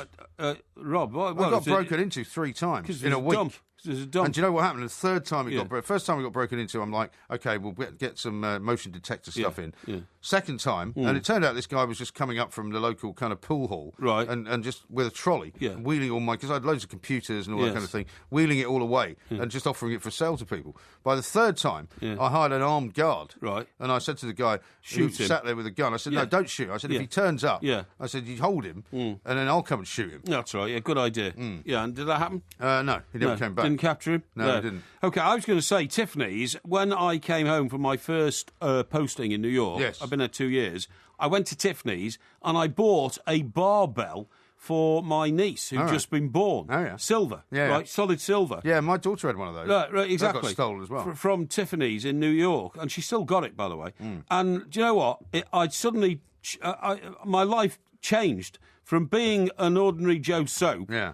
Until the moment I walked into Tiffany's, was able to buy stuff in there because Yeah. I bought all the female members of my family, my sisters, and my mum. I bought them all bracelets Yeah. and necklaces and all that Right. kind of stuff. Yeah. And suddenly realised my life had changed completely. I could now shop in Tiffany's in Yeah. New York, Right. and I've been like that And ever that made since. you feel good. Oh, absolutely, Yeah. absolutely, yeah. What a bizarre Terrific, character you are. terrific. This is Talk Sport. Coming up next, we're going to talk to the Sasquatch expert. Sasquatch. It's been pointed out to me, by the way, that your pronunciation earlier on was that of an Indian cricketer, not actually of a Sasquatch expert. No, it wasn't. That's Szechuan. no, Szechuan Tendulkar you're talking about. No, that's what? Szechuan Tendulkar. No, it's not. It's not It is. Szechuan. It is. It is. It's not. It is. It's not. But you've now jumbled my head. I know people who know him. to such an extent I can't even remember. how Don't you worry pronounce about it. But it's not Szechuan. Szechuan is like Chinese food. No. This is Talk Sport. The Barclays Premier League on talkSPORT. 100% football all weekend, every weekend. Oh my word, he's put it beyond the goalkeeper. This Saturday afternoon from 5, exclusive national radio commentary of Manchester City versus Liverpool. Goes back to Fernandinho, it's 2-0. Plus, around the grounds with live reports from every game throughout the season. Official partner of the Barclays Premier League, talkSPORT. From your ankle up, I'll say you sure are sweet. From there down, there's just too much feet. Yes, your feet's too big. Don't want you 'cause your feet's too big. Can't use you 'cause your feet's too big. Who do you think that is? Who do I think that is? Yeah, singer. Singer? Yeah. That sounded like... it's too big. That sounded like... that guy who did the record No Respect, Rodney Dangerfield. What? Rodney Dangerfield. What are you laughing at? I think it's Fats Waller, isn't it? Was it Fats Waller? Yeah, I don't know who Fats Waller is. You don't know who Fats Waller is? No idea who Fats Waller is. That's I know Fats shocking. Domino is. Fats Domino, Fats right. Domino Okay. was a piano player, but Yeah. I don't know who Fats Waller is. Fats Waller was, I you don't know, care. not dissimilar. You don't care. No, I don't Your mind is so closed. Let's talk to Steve Mojo Wilkin, Okay, because he's a Mojo. man with an open mind, I'm sure. Steve, very good morning to you. Good morning, gentlemen. Yeah, good morning, How the Steve. devil are you now? I mean, I don't know what it's like to be an expert in Bigfoot sightings or Sasquatch, as I suppose you might call it. You're co-founder, though, of the Washington Sasquatch research team. What do you make of this sighting in West Sussex Park that was sort of posted on various social media sites in the last week or so? Well, I find it to be very interesting. I read the article and I saw the picture. The picture wasn't that impressive. We have a term for that type of picture in the community. It's called a blob squatch. Right. Out of focus, not so clear, but which is not unusual. People generally don't take studio quality pictures in the heat of the moment like that. I consider it plausible that the creatures still survive in pockets in the European continent. So I think it's possible, but it's going to be inconclusive, obviously, with such a short, a brief sighting such as that. But the story sounds pretty plausible, especially with the dog being involved, because dogs are not very well liked by the creatures because the dogs give them up pretty easily. Yeah. Steve, what I don't understand is that there's lots of wild animals on Earth and they don't hide away when they're in the presence of humans. I'm talking about, anything you like, zebras and elephants and lions and all this. Why? Not in West Sussex, though, is it? Why? No, this is not, though. This is in the northeast Pacific America, isn't it? Why zebras? Why do these these guys, Bigfoot? Why does he run away from humans? Well, it goes back to the history that the Sasquatch had with early humans and Native Americans in particular. There's a lot of tribal lore here in the Pacific Northwest. The local tribes have stories of the wild man, they called it. They considered the creature to be a tribe, another tribe of human being type creatures that they once traded with many, many, many years ago and also warred with. Apparently they went to war with these creatures a long time ago after their children and their women were taken, supposedly by these creatures. And the lore goes that they went to war with these creatures and at one point thought that they had wiped them all out when they chased them into a cave and set fire to the outside of the cave and killed them all. Obviously, they didn't. So these creatures have learned to avoid humans at all costs. They're primarily nocturnal, right? Which means it's either natural to them or it's a learned behavior to avoid us because we're just bad news to them for the most part. Okay, so how come we've got a connection now in England, in Sussex, which is a lovely rural county here? Are these guys? Some people think there's a big cat connection to this particular spot. Well, I don't know, but I mean, it's all a bit weird. Is this a worldwide phenomenon, as far as you know, Steve? Well, it is, because you have to understand where the creatures originated from. They didn't originate in North America. They originated in Europe and in Asia. Right. And a lot of people believe 20,000 years ago, the North American continent was inhabited by mammals that came across the Bering Strait land bridge between what is now Russia and Alaska. Sure. They crossed over. Almost all the animals in North America came from Europe and Asia. And we all heard of the Yeti in the Himalayas. Sure. Bigfoot is a relative of the Yeti as well. So the creature still being in Europe and Asia is not at all unthinkable. So, I mean, is this? If there is a sort of a genus, if you like, of this creature, is it ape-like or is it more of a bear? I mean, what kind of animal? No, it's a tall ape-like looking creature. I'm not asking you. Well, everybody knows that. You're asking a stupid question. I don't need to waste the time of our guests. Steve, I'm terribly sorry. My colleague here is a bit rude and he's been drinking a bit too much Red Bull tonight. But basically, I mean, what's the closest kind of link to an animal, if you like? Well, it's a relic human. It is about as much animal as we are. There's a lot of people who think it is Neanderthal-like or a relative of Neanderthal, and they did mate with early humans, and we'd like to consider them hybrids now. They say Neanderthals had no ability to speak.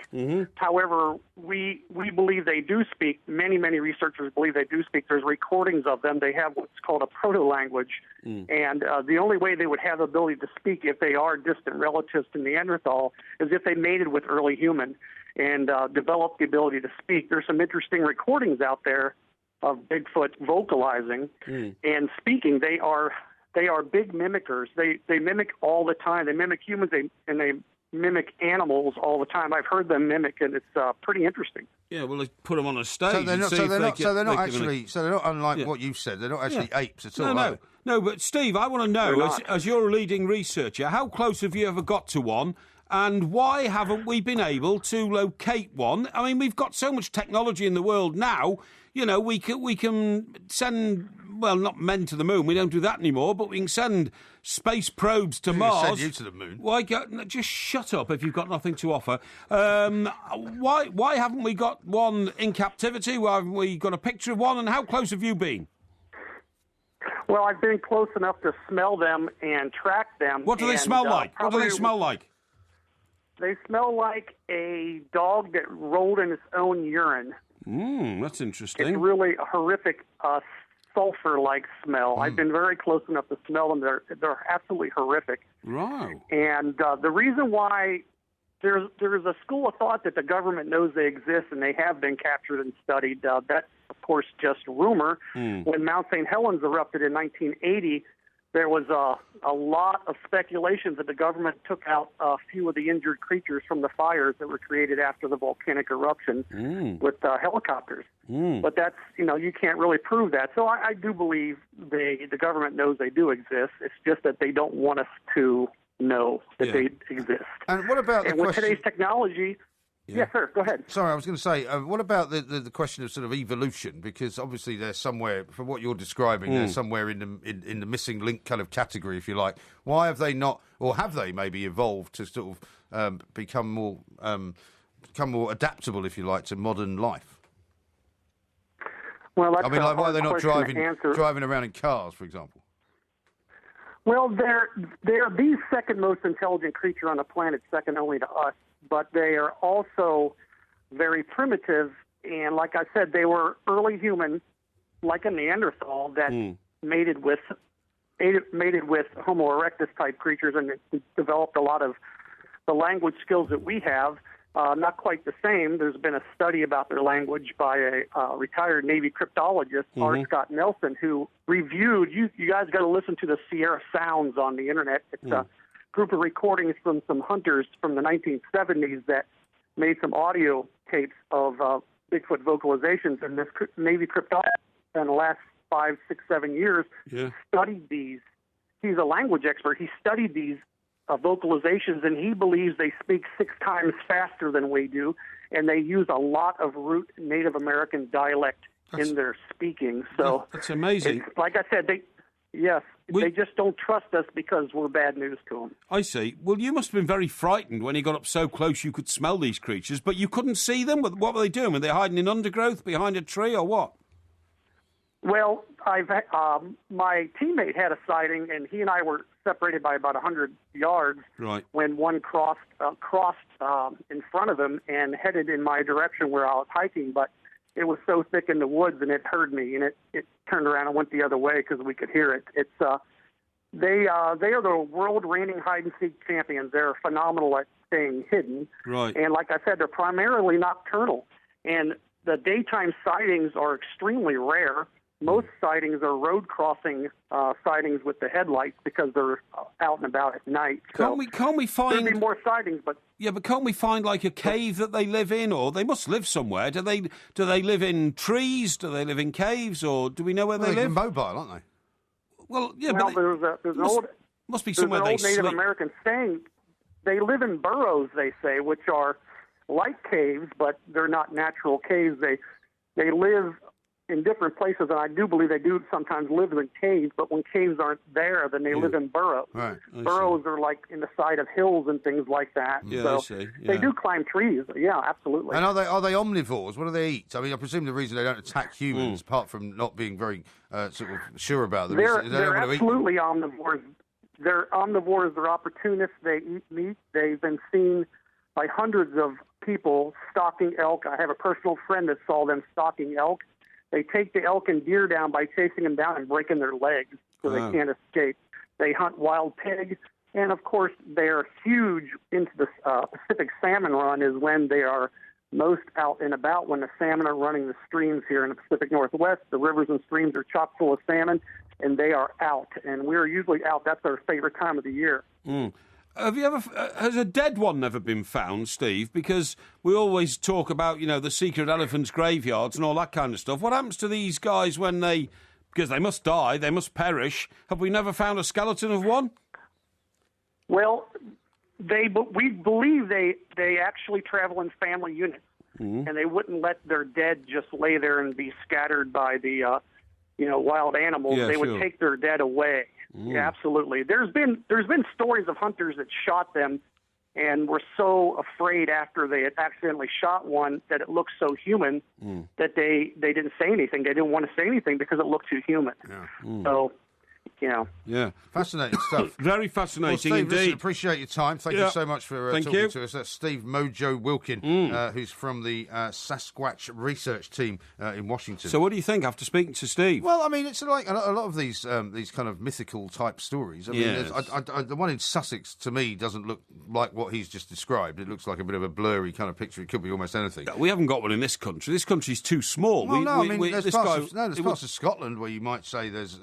Well, maybe there are in millions of Scotland, but acres. lots of Scotland is uncivilised, and they Well, hang on, don't we're have... going to Scotland soon. Would you stop saying it's uncivilised? I mean, there are small communities, but they don't have big towns in the Highlands No, and that doesn't Islands. mean it's uncivilised. It just means it's very quiet. There's millions and millions of I didn't say acres. it was uncivilised. You just said it was uncivilised. No, I meant not developed. Not developed. That's what I meant. There's no buildings. No buildings. That's right. There's moors and there's lochs and there's all kinds of things. I find it very hard to believe these things. But then again, you see, you were very uncharacteristically polite to that guy. Well, so the I assume point that you is- must have thought that he was talking some sense. Well, no, the point I mean, is, why didn't you say to him, "Why have you wasted your life, No. researching Sasquatch"? No, he sounded a very intelligent guy, Steve, right? And the point is, I'm saying to myself, there may be something in it if it can convince a guy like him that these things exist. And when he said, I got close enough to smell one and it smelled, he said like a dog rolling its own urine. Now, I've never seen a dog roll around its own urine, have you? No, but I think he dogs was talking don't do more, that, do he they? was talking more about the smell of the thing.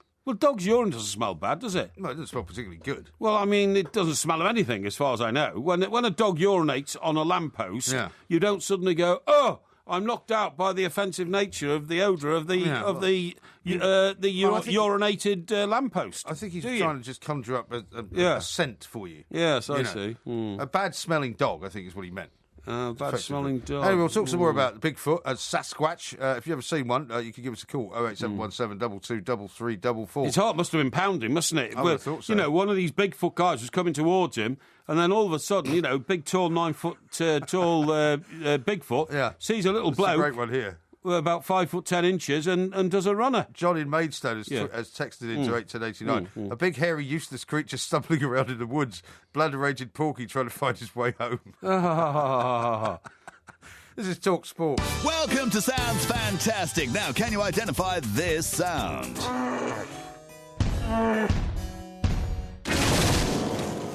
That was a hippopotamus accidentally tripping over a harpsichord. Now, what about this sound? Go compare. Yeah, that's the sound that's already helped billions of people save money on their car insurance. Is where you go to insure your motor. Nothing quite compares to Go Compare. Sounds fantastic.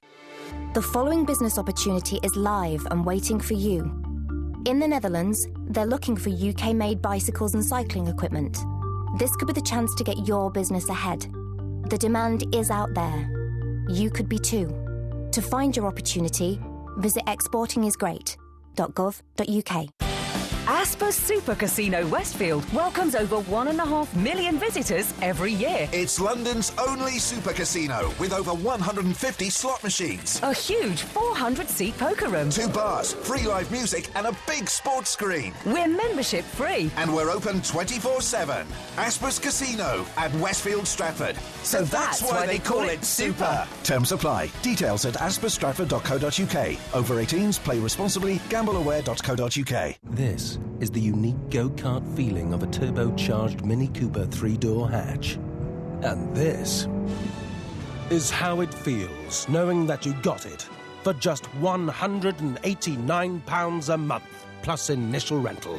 Book a test drive at your nearest mini centre or mini.co.uk/turbo. 48-month hire agreement from Mini Financial Services, £2,399 initial rental. Subject to status, guarantees may be required. Available for new vehicles ordered by 31st of December and registered by 31st of March. Participating retailers only. Mileage and other conditions apply when you return the vehicle. Visit mini.co.uk/turbo. Talk Sport. Honest, diligent and remarkable. Amazing. Talk Sport. This is Talk Sport. We are the two mics. Porkyvision's not far away. It's coming up in the next hour, of course. Don't miss the best TV review this side of Cincinnati. Indeed. By the way, do you remember you said you'd never been to Cincinnati? That's right. And funnily enough, I forgot to mention this to you yesterday because somebody tweeted me after the show the day before. Yeah. Just saying, I'm surprised that Porky didn't know about Cincinnati because you know what it used to be known as it has sort of a nickname for the place. No. Porkopolis. Porkopolis. It was. Do me a favour. favour. Because it was one of the... pork belly capital, well, yeah, was it was one of the central centres in the Midwest of right? the big meat markets. Is yeah, that right? And a lot of the pork used to go through there. Well, how interesting is that? Loads and loads of tweets here. Right, Chris says this: a few. Sasquatch Steve must also be working on a cure for cancer, as Mike Parry was scarily too nice to him. No, I just just makes you wonder. You see, I can accept there might be something roving around the Pacific northwest of, north, south, east. Yeah, that's right. You're like up towards Seattle and all that. Which is up where he is. He's in Washington State. Yeah. Exactly, Washington State and all that. I can accept there could be something roaming around there, but there's nothing roaming around in Sussex in this country. Not That's just madness. No, absolute nonsense. Well, there are big swathes of forest in this country, even in the southeast and the southwest. Not which, that big. Well, there are actually. I mean, you'd be surprised at how Really? you can find swathes of land where you could walk and not meet anybody. Well, you say that, but I mean, for instance, you couldn't have a Bigfoot in the New Forest because the problem with the New Forest is it's got no trees. Well, exactly. It's the only forest in the world with no trees. But there's plenty of woodland, even in places like Kent and Sussex, where actually you could walk for hours and not see anyone. Yes. You know? Here's another one from Sean, who says, just wait till the 5th of December, Porky. You will definitely get a civilised welcome. He's referring to going to Glasgow. Looking forward to it. And here's one from Barakni Boy, who says, I wouldn't say we're uncivilised when visiting the garage. No, it may not go down too well. I did not say uncivilised. I meant undeveloped. Well, maybe you meant. Stephen says, suggesting Scotland is uncivilised. Parry stuck his big foot in it again. No, not Bigfoot. No, come on. It's a beautiful country, Scotland. I love it. The Highlands and the Islands. Most beautiful countryside in the world. Have you ever been to any of the islands? No, I haven't actually. No, but I'm going. Are you? Now, listen, I want to tell you something. Here's one from Grimble, which I was going to say, actually, before we lost sight of Steve. He says, surely when the Bigfoot dies, his mates call in the mobile funeral director. Yeah, probably, but they need an extra big meat wagon, haven't they? Because he's supposed to be 9 foot tall. Listen, I've come across a piece of information. Have you? And it's a combination of reading my defence journals and information from my friends in the... Naval Intelligence. Exactly. Really? Surely they could get you a pass on the old oil rig practice. Well, I'll have a word with them if we firm that one up. I'll have a word with them. Yeah. Now, do you know what's going to happen? I'll tell you what's going to happen. Soldiers of the future will have... what they're going to do is they're going to capture pigeons because you know why you have homing pigeons and all that kind of stuff. Why you have them? Yeah. Well, they exist because they find their way home. Well, they are homing pigeons. That's what I'm saying. But they don't have to be trained to be homing pigeons, do they? No, they do it. No, exactly. They just do it as a matter of course. Well, what scientists have done is they've now found the key part of the pigeon's brain that has the homing instinct. Yes. They're going to cut it out of the pigeon's brain and they're going to implant it into soldiers' brains. Why? so that when they're on the battlefield and they get disorientated, they know exactly which direction they should be, going in and fighting in and all this kind of stuff. You know what I mean? That's ridiculous. No, it's not. It's not. Why would you bother sticking something in a soldier's brain? Because it's like putting a compass in a soldier's head. Well, why wouldn't you just use GPS? No, you don't need to anymore. You don't need to. Yeah, but you would rather use... If somebody said to you, you go on holiday, right? Yes. Now, just in case you don't find your way back, here's a mobile phone that's got a navigation system on it, or we could operate on your brain and stick something inside it from a pigeon. Well, I don't know what you're laughing at. This is a massive new development in modern warfare. It's not. It's like something to do with some kind of Frankenstein's medicine cabinet. No. Supposing you were captured. That's why do you think you've got a sat nav? No, you don't understand. You might be a captured soldier locked up in some barren jail or prison. Oh, what you mean? They might have taken your device away from you. Exactly, and then you break out, and then to get back to base camp. Well, most soldiers have probably been given a basic training in navigation. I mean, my father, for example, when he was a navigator in the RAF. All they had... He was bombing Canada. Yeah, he wasn't bombing Canada. Well, he never bombed anything in Europe, did he? He didn't bomb anything because by the time he qualified, the war was over. Oh, yeah, he came in a bit late then, They did do some practice runs. The point is that, he used to navigate by the stars. Yes. And that's what people in ships used to do. By the stars. Right? And you can navigate by the stars. Right. Listen to this. What do you mean, right? No, listen, I'm trying to tell you. No, I'm telling you that's how it's done. Yeah, but so if you're a soldier and you're likely to be caught behind enemy lines, you can use the stars to navigate. I've got an advance on that. Well, why would you cut something out of a pigeon and put it into your brain? Because it works. Magnetic navigation... Is that what's happened to you? Don't be ridiculous. Magnetic navigation is unique to animals. It's found in creatures as varied as salmon and monarch butterflies, OK? This has been known for decades. So you can easily operate on a monarch butterfly's brain. Yeah, that's right. It's been known for... some very small instruments. It's been known for decades, but how to do it has remained one of the puzzles of biology. But now scientists at Peking University... Where are you reading found this from? the protein bundle buried in the cells of pigeons' brains, OK, and in the brains of monarch butterflies, and it binds their brains to atoms and uses them to snap navigation molecules. You've got no idea what you're talking about. I do. And it binds the elements of their brain, iron atoms, and uses them to snap navigation molecules which face north. Navigation molecules that face north. The navigation molecules in the pigeon's brain face north. Yeah, well, are they going to take the pigeon's brain part out and put it straight into a soldier's brain, or are they going to use it to clone something bigger? No. The part of the pigeon's brain which they're going to take out is known as the mag-R element, OK? And they take the mag-R element out... It's not very big a pigeon's brain, is it? No. I mean, once you take something out of it, there's not much left. That's the whole point. And how does a pigeon get home? What? After the operation. You're so ridiculous. They kill the pigeon before they operate on its brain, you idiot. That doesn't seem very fair. Well, I'm sorry, but you have to sometimes make the sacrifice for the good of human being. Homo sapien. Right. Now then, so the mag-R bit is taking out the pigeon's brain. Right. It is so taking the pigeon. It is so magnetic. It's so magnetic. It sticks to the desk. Right, here, I'll get this. Right. When they were operating on the first... You get this rubbish. Hang on. Will you just take this seriously? I'll try. No, seriously. All right, go on. I can't operate seriously if you won't take... Right, what happened was... Now, you're going to mock this. What happened was... No. When they took the first bit of the pigeon's magnetic brain out... Right. It was so magnetic, it shot off the table and attached itself to the fridge door. Are you sure this wasn't some kind of robo-pigeon they're talking about? No. This is the most ridiculous story you've ever told. No, it's not. They found exactly the most magnetic piece of the brain. Which army is going to do this, by the way? Which army is going to do it? Well, all modern armies are going to do it. That's right. All modern armies. Yeah. And then... Let's put an ad in the FT. Oh, don't be ridiculous. And then, after that, they had to undergo the operations in non-magnetic rooms because the brains kept sticking to bits of metal in the room. What's a magnetic room? Well, no, a non-magnetic... No, a non-magnetic room. You better get out of this room and it might be magnetic. No, honestly. What, you mean a room with no metal in it? Yeah, that's right. Yeah, they had to do it in wooden rooms because if they didn't... What's your problem? Because if they didn't... Where are you going to get a wooden room full of dead pigeons? Well, you make a wooden room, don't you? You make one? Yeah, you make like a special room with wood. it seems perfectly. It seems perfectly. Seems perfectly normal to me. I don't know what. Honestly, I just don't you understand the technology? I'm going to go and make a special room out of wood. It's called a shed. Oh dear! I don't know why I bother. I don't know why I bother. No, listen.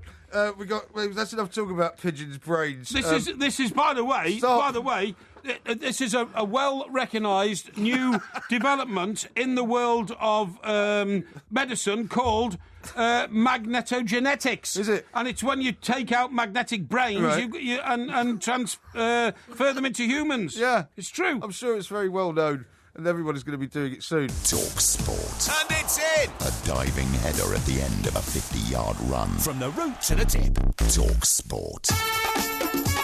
This is talkSPORT. We are the two mics. That was possibly one of the funniest stories you've ever told. Well, I'm sorry you couldn't take it more seriously. You know, it's a perfectly serious story. Don't get me started. I've got a load of tweets here. Yeah. One from 2F Soccer. He says the bit about the pigeons' brains was brilliant. I listen every night from West Virginia.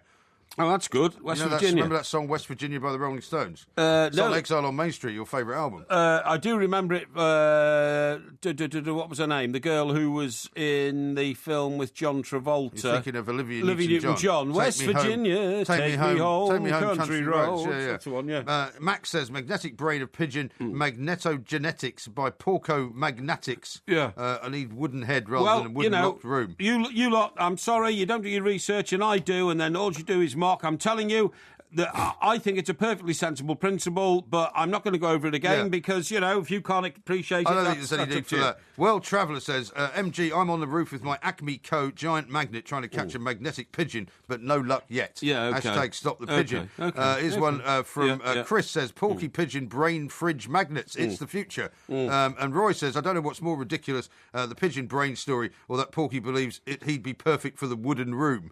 Yeah. Bit harsh. And here's a guy who says, Paddy says he just nearly crashed his truck. Really? And I said, how do the pigeons get home after the operation? I've told you already, you kill a pigeon before you operate on, you fool. Listen, I've got some good news for you. Yeah, go on. Because, you know, I keep an eye on my health journals and all that. You know, if you gave up smoking now, your 60-a-day habit... I don't smoke 60 a day, I keep telling you that. Oh, come off it, come on. You're talking to me now, you're talking to me. I don't smoke 60 a day. I see you close up every day of your life. In order to smoke 60 cigarettes a day, you have to be awake, I would say, for probably 15 You smoke more than 20 a day. 15 to 20 hours. You smoke more than 20 a day. Quite often on many days I don't actually, because it depends what I'm doing. Rubbish. I mean, if I'm out and about, I'm not smoking very much because there's very few places you can actually smoke. Right? On a weekend when you've got few responsibilities, you're smoking 40 a day at least. No, it's not because if I'm in the house with the kids, right, you go out. You have to go outside to smoke, so you're not going out all the time. You can't fool me. And the same in London. If I'm like sitting here, I'm here for 5 hours, right.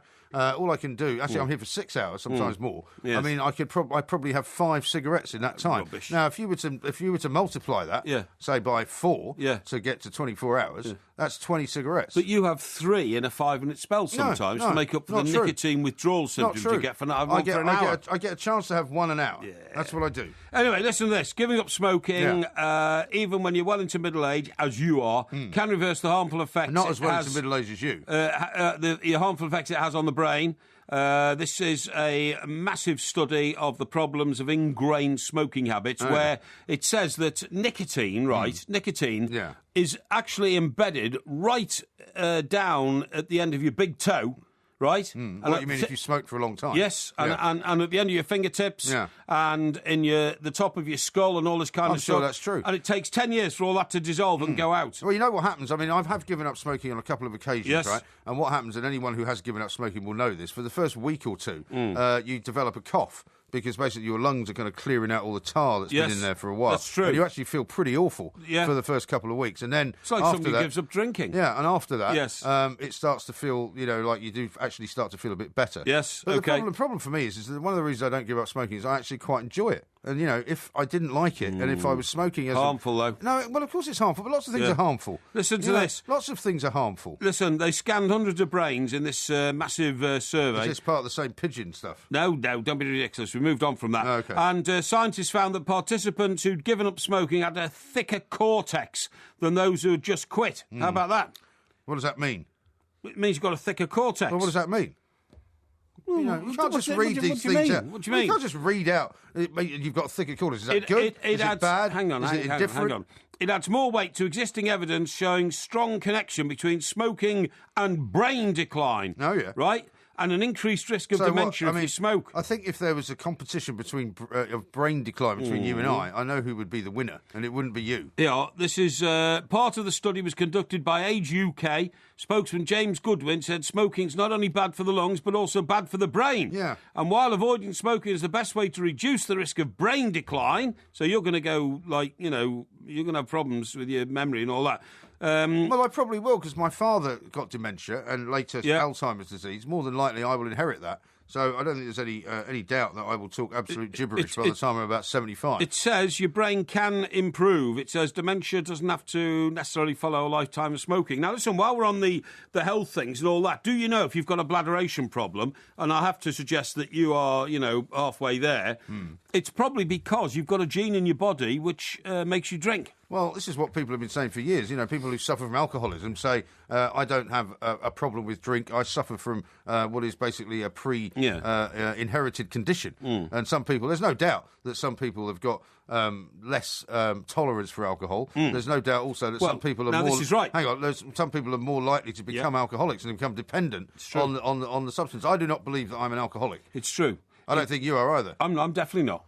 I might not have a drink. Though. For the amount you drink, you should be an alcoholic. I might not have a drink for 3 or 4 days. There's plenty of that. Doesn't mean you're not an alcoholic, though. Listen, the way the sort of work pattern that we work and the things I have to do during the day when I'm not here, like chasing up orders for DVDs and stop with all that. Am I ever going to hear the end of all this work that you're supposed to be doing? Booking, most of the work that you do involves going to the pub and making a few phone calls, booking DVD signings.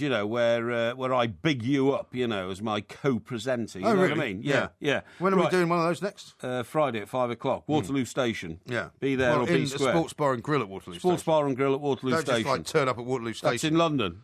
The last signing everyone we knows did. It's in London. Last signing we did was in Birmingham because we are. What are we? We're cosmopolitan as well as based in the capital. Right now, every Christmas party, as well as being based in the capital. Every Christmas party has somebody who gets drunk excessively on very little alcohol. Scientists have discovered some people's inability to hold drink is caused by a mutated gene. Those with the mutant form of the gene called serotonin. Have you heard that before? I have heard of serotonin. Yeah, serotonin. Did you not talk about this the other night? No, we didn't, no. I know it was melatonin the other night. Melatonin it was, yeah. Serotonin receptor 2B are more likely to behave in an excessively strange and erratic way when they're drunk. So that explains a lot about a few of our colleagues, doesn't it? Yeah, I suppose you might say that, yeah. And they're prone to impulsive behaviour even when sober. Yeah. And this comes from researcher Roop Tikkanen, who is Finnish. Finished what? No, he's Finnish. He's from the University of Helsinki, you idiot.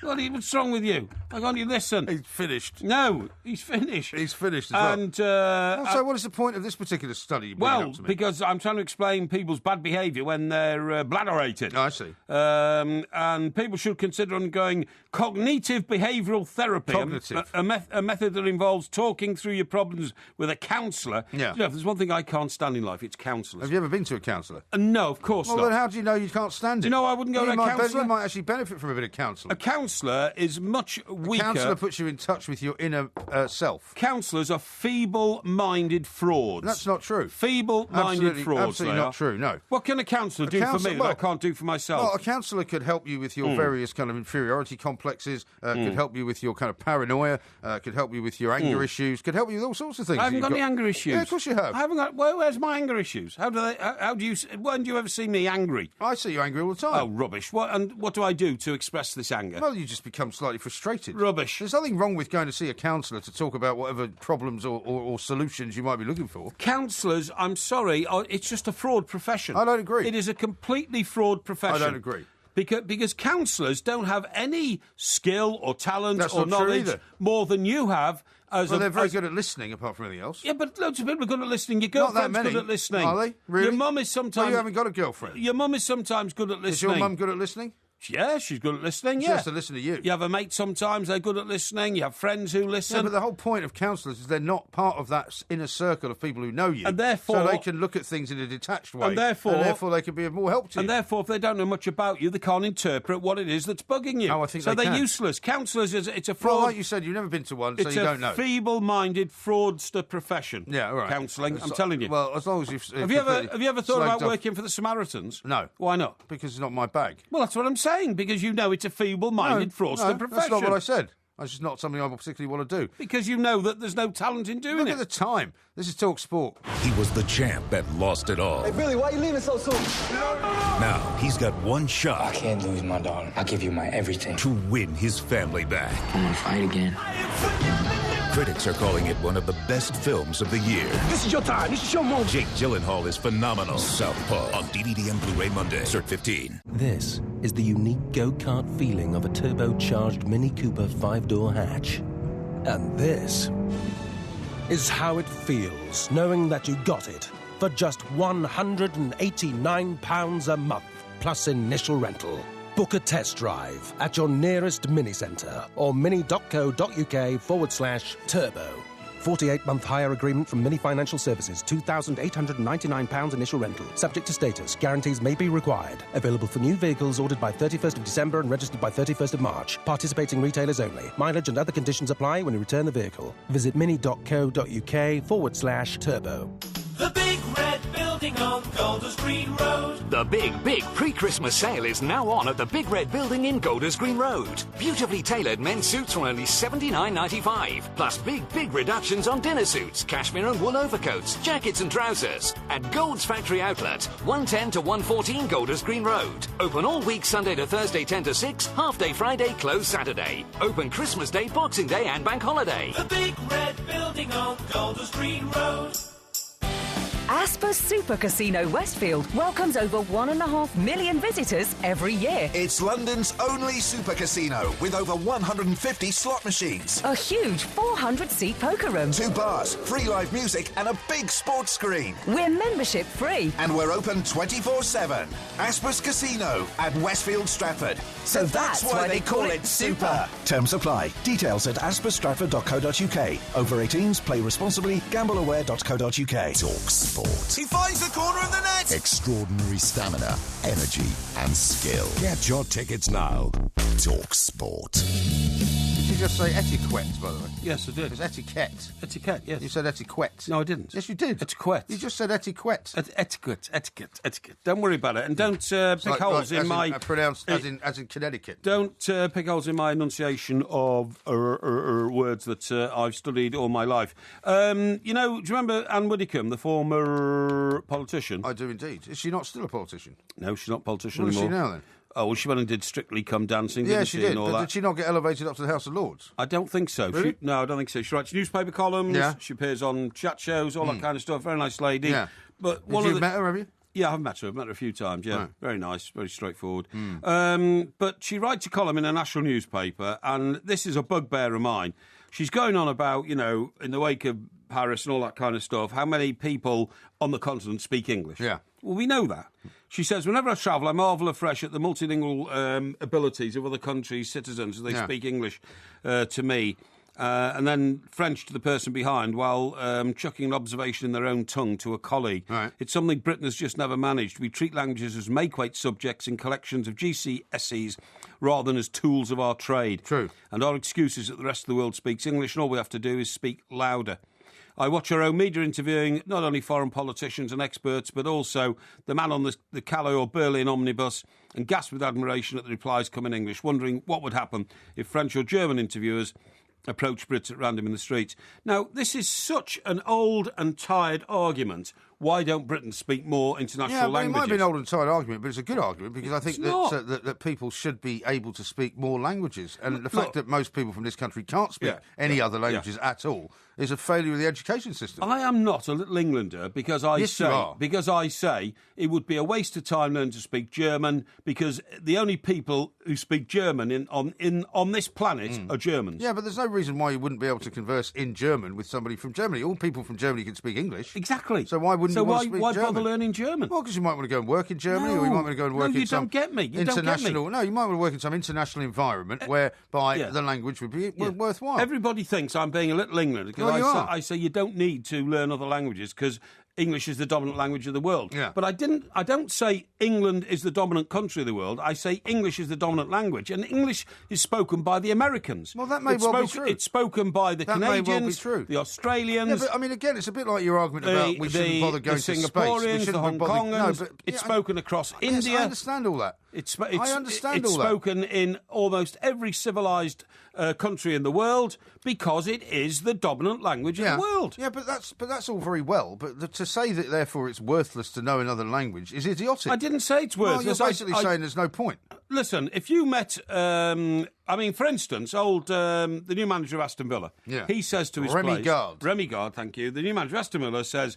in the dressing room, all going to speak English because it's the international language. Well, he's also working in England. Not going to speak French. He's also working in Spanish. England. But imagine how ludicrous it would be, right? If, for example, it was to go in the opposite direction, and David Moyes was to go to Spain and to say the language in Real Sociedad's dressing room is going to be English. Yeah. No, that would be ludicrous, Of course wouldn't it would be. But ludicrous. but his Spanish was not good enough to make it work for him. I agree. So therefore, he should have learned Spanish before he went there. I totally agree with you. So why wouldn't he? Yeah, I totally agree with you. If you're going to work in Spain, learn Spanish. I agree. If you're going to work in Germany, learn German. Yeah. But the idea that our kids spend 6 or 7 years learning a language, which turns out to be no good to them. Did you not learn French at school? I did, yeah. And I've never used it since. Well, why not? Because I've never had to. Well, whenever I've gone to France, right, and my school French was no better than anybody else's, yes. and I did it up to O level, I should say. Yes. I find myself when I'm in France. Yeah. Suddenly coming up with words that I didn't know were in my head. I totally agree. I can sometimes have, a conversation, albeit a rather halting conversation, with somebody, for example, in a shop.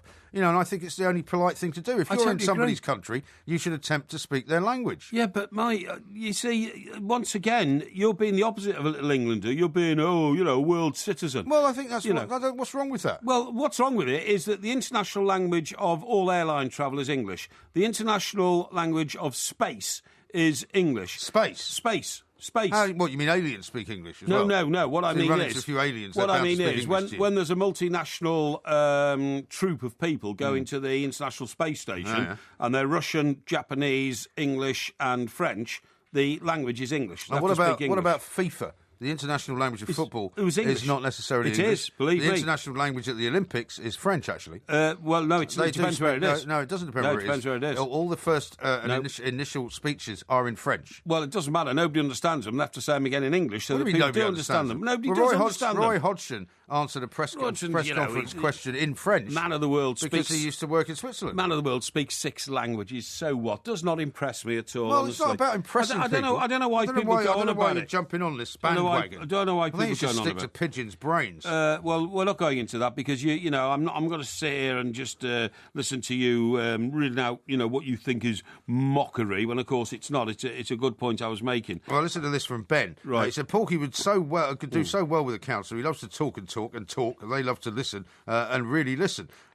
Here's one from do the well Bosman. with who? What, the council? Yeah, no, the councillors. The councillors I who you say are all yeah. Here's one from the Bosman. He says, how much to get Mike Parry on I'm a Celebrity? He'd fit right in with all the cockroaches.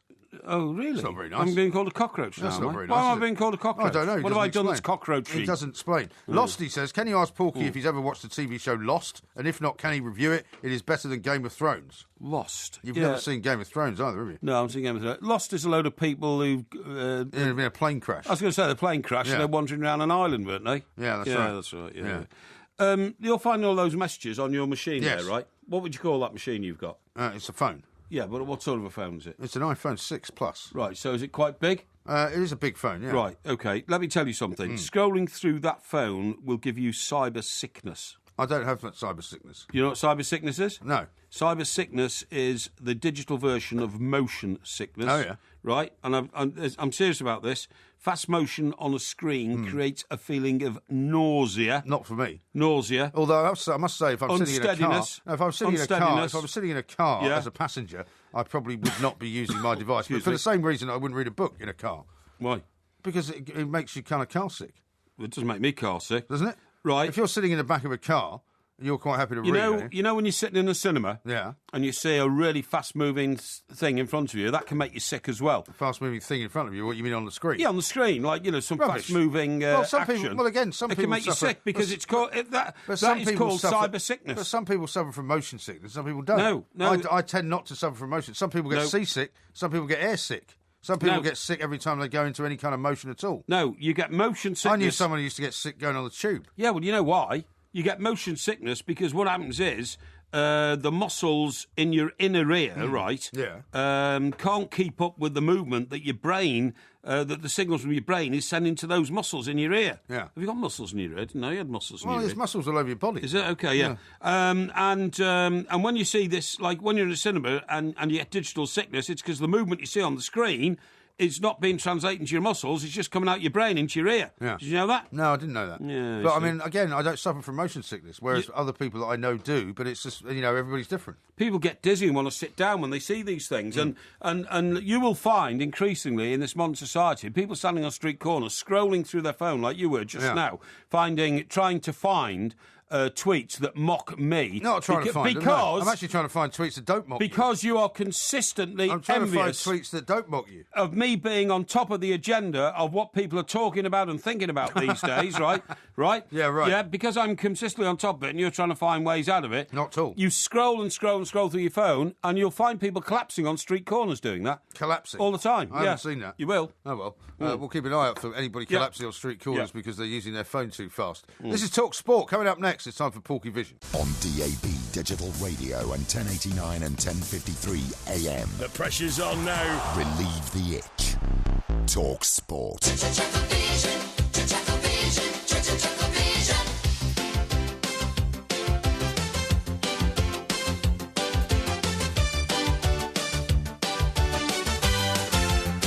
This is Talk Sport. We are the two mics, and it is that time of the week when it's time for the big TV review. Porkyvision, of course. So Mr. Parry's going to tell us what he's been watching. I suppose in the absence of Downton Abbey and some of the other sort of staples, I don't know whether you're going to be struggling for material, to be honest. No. There's been plenty to watch. Yeah. Now, there's a documentary on George Best, his final hours, Oh, okay? yeah. Right. It's called Autopsy, The Last Hours of George Best. And, poor old George, eh? What? Do you think? Well, is that it? Well, was that your review? Well, Poor old George. No. Eh? I haven't had a chance to look at it yet because I had to skybox it. So, but it'll be a great programme. And some people who are now listening to me will have seen it. So they'll have enjoyed it. It's hardly any use to the people who haven't seen it. No. What am I doing? Is it bookkeeping? Bookending? What's the thing when you put a tag in your phone? Bookmarking. Bookmarking. I'm just bookmarking a couple of programmes before I give you my review. I don't think that's going to do with putting a tag in your phone. Now, Doc Martin's good, okay? I thought you didn't like Doc Martin. Well, he's got better this series. How's it got better? You keep complaining that he's a miserable, kind of unlikable, ridiculous character. But I think his acting. What's the name of the guy who plays Doc Martin again? Martin Clunes. Martin Clunes. I think it's excellent. I really think that he. This is the first time. Eh? This is the first time you've ever said it's excellent. No, you normally say it's rubbish. I think he's captured the. The actual character of the. Sorry, I'll just get on with it. Captured the character of the character, if you see what I mean. Character of the character. Yes, and. Also, well, I suppose he is called Martin, which may help. Also, Doc Martin Clunes. What the script writers have done pretty brilliantly, in my view, is to have made him very vulnerable at the end and allowed him to. Is this near the end of the series then?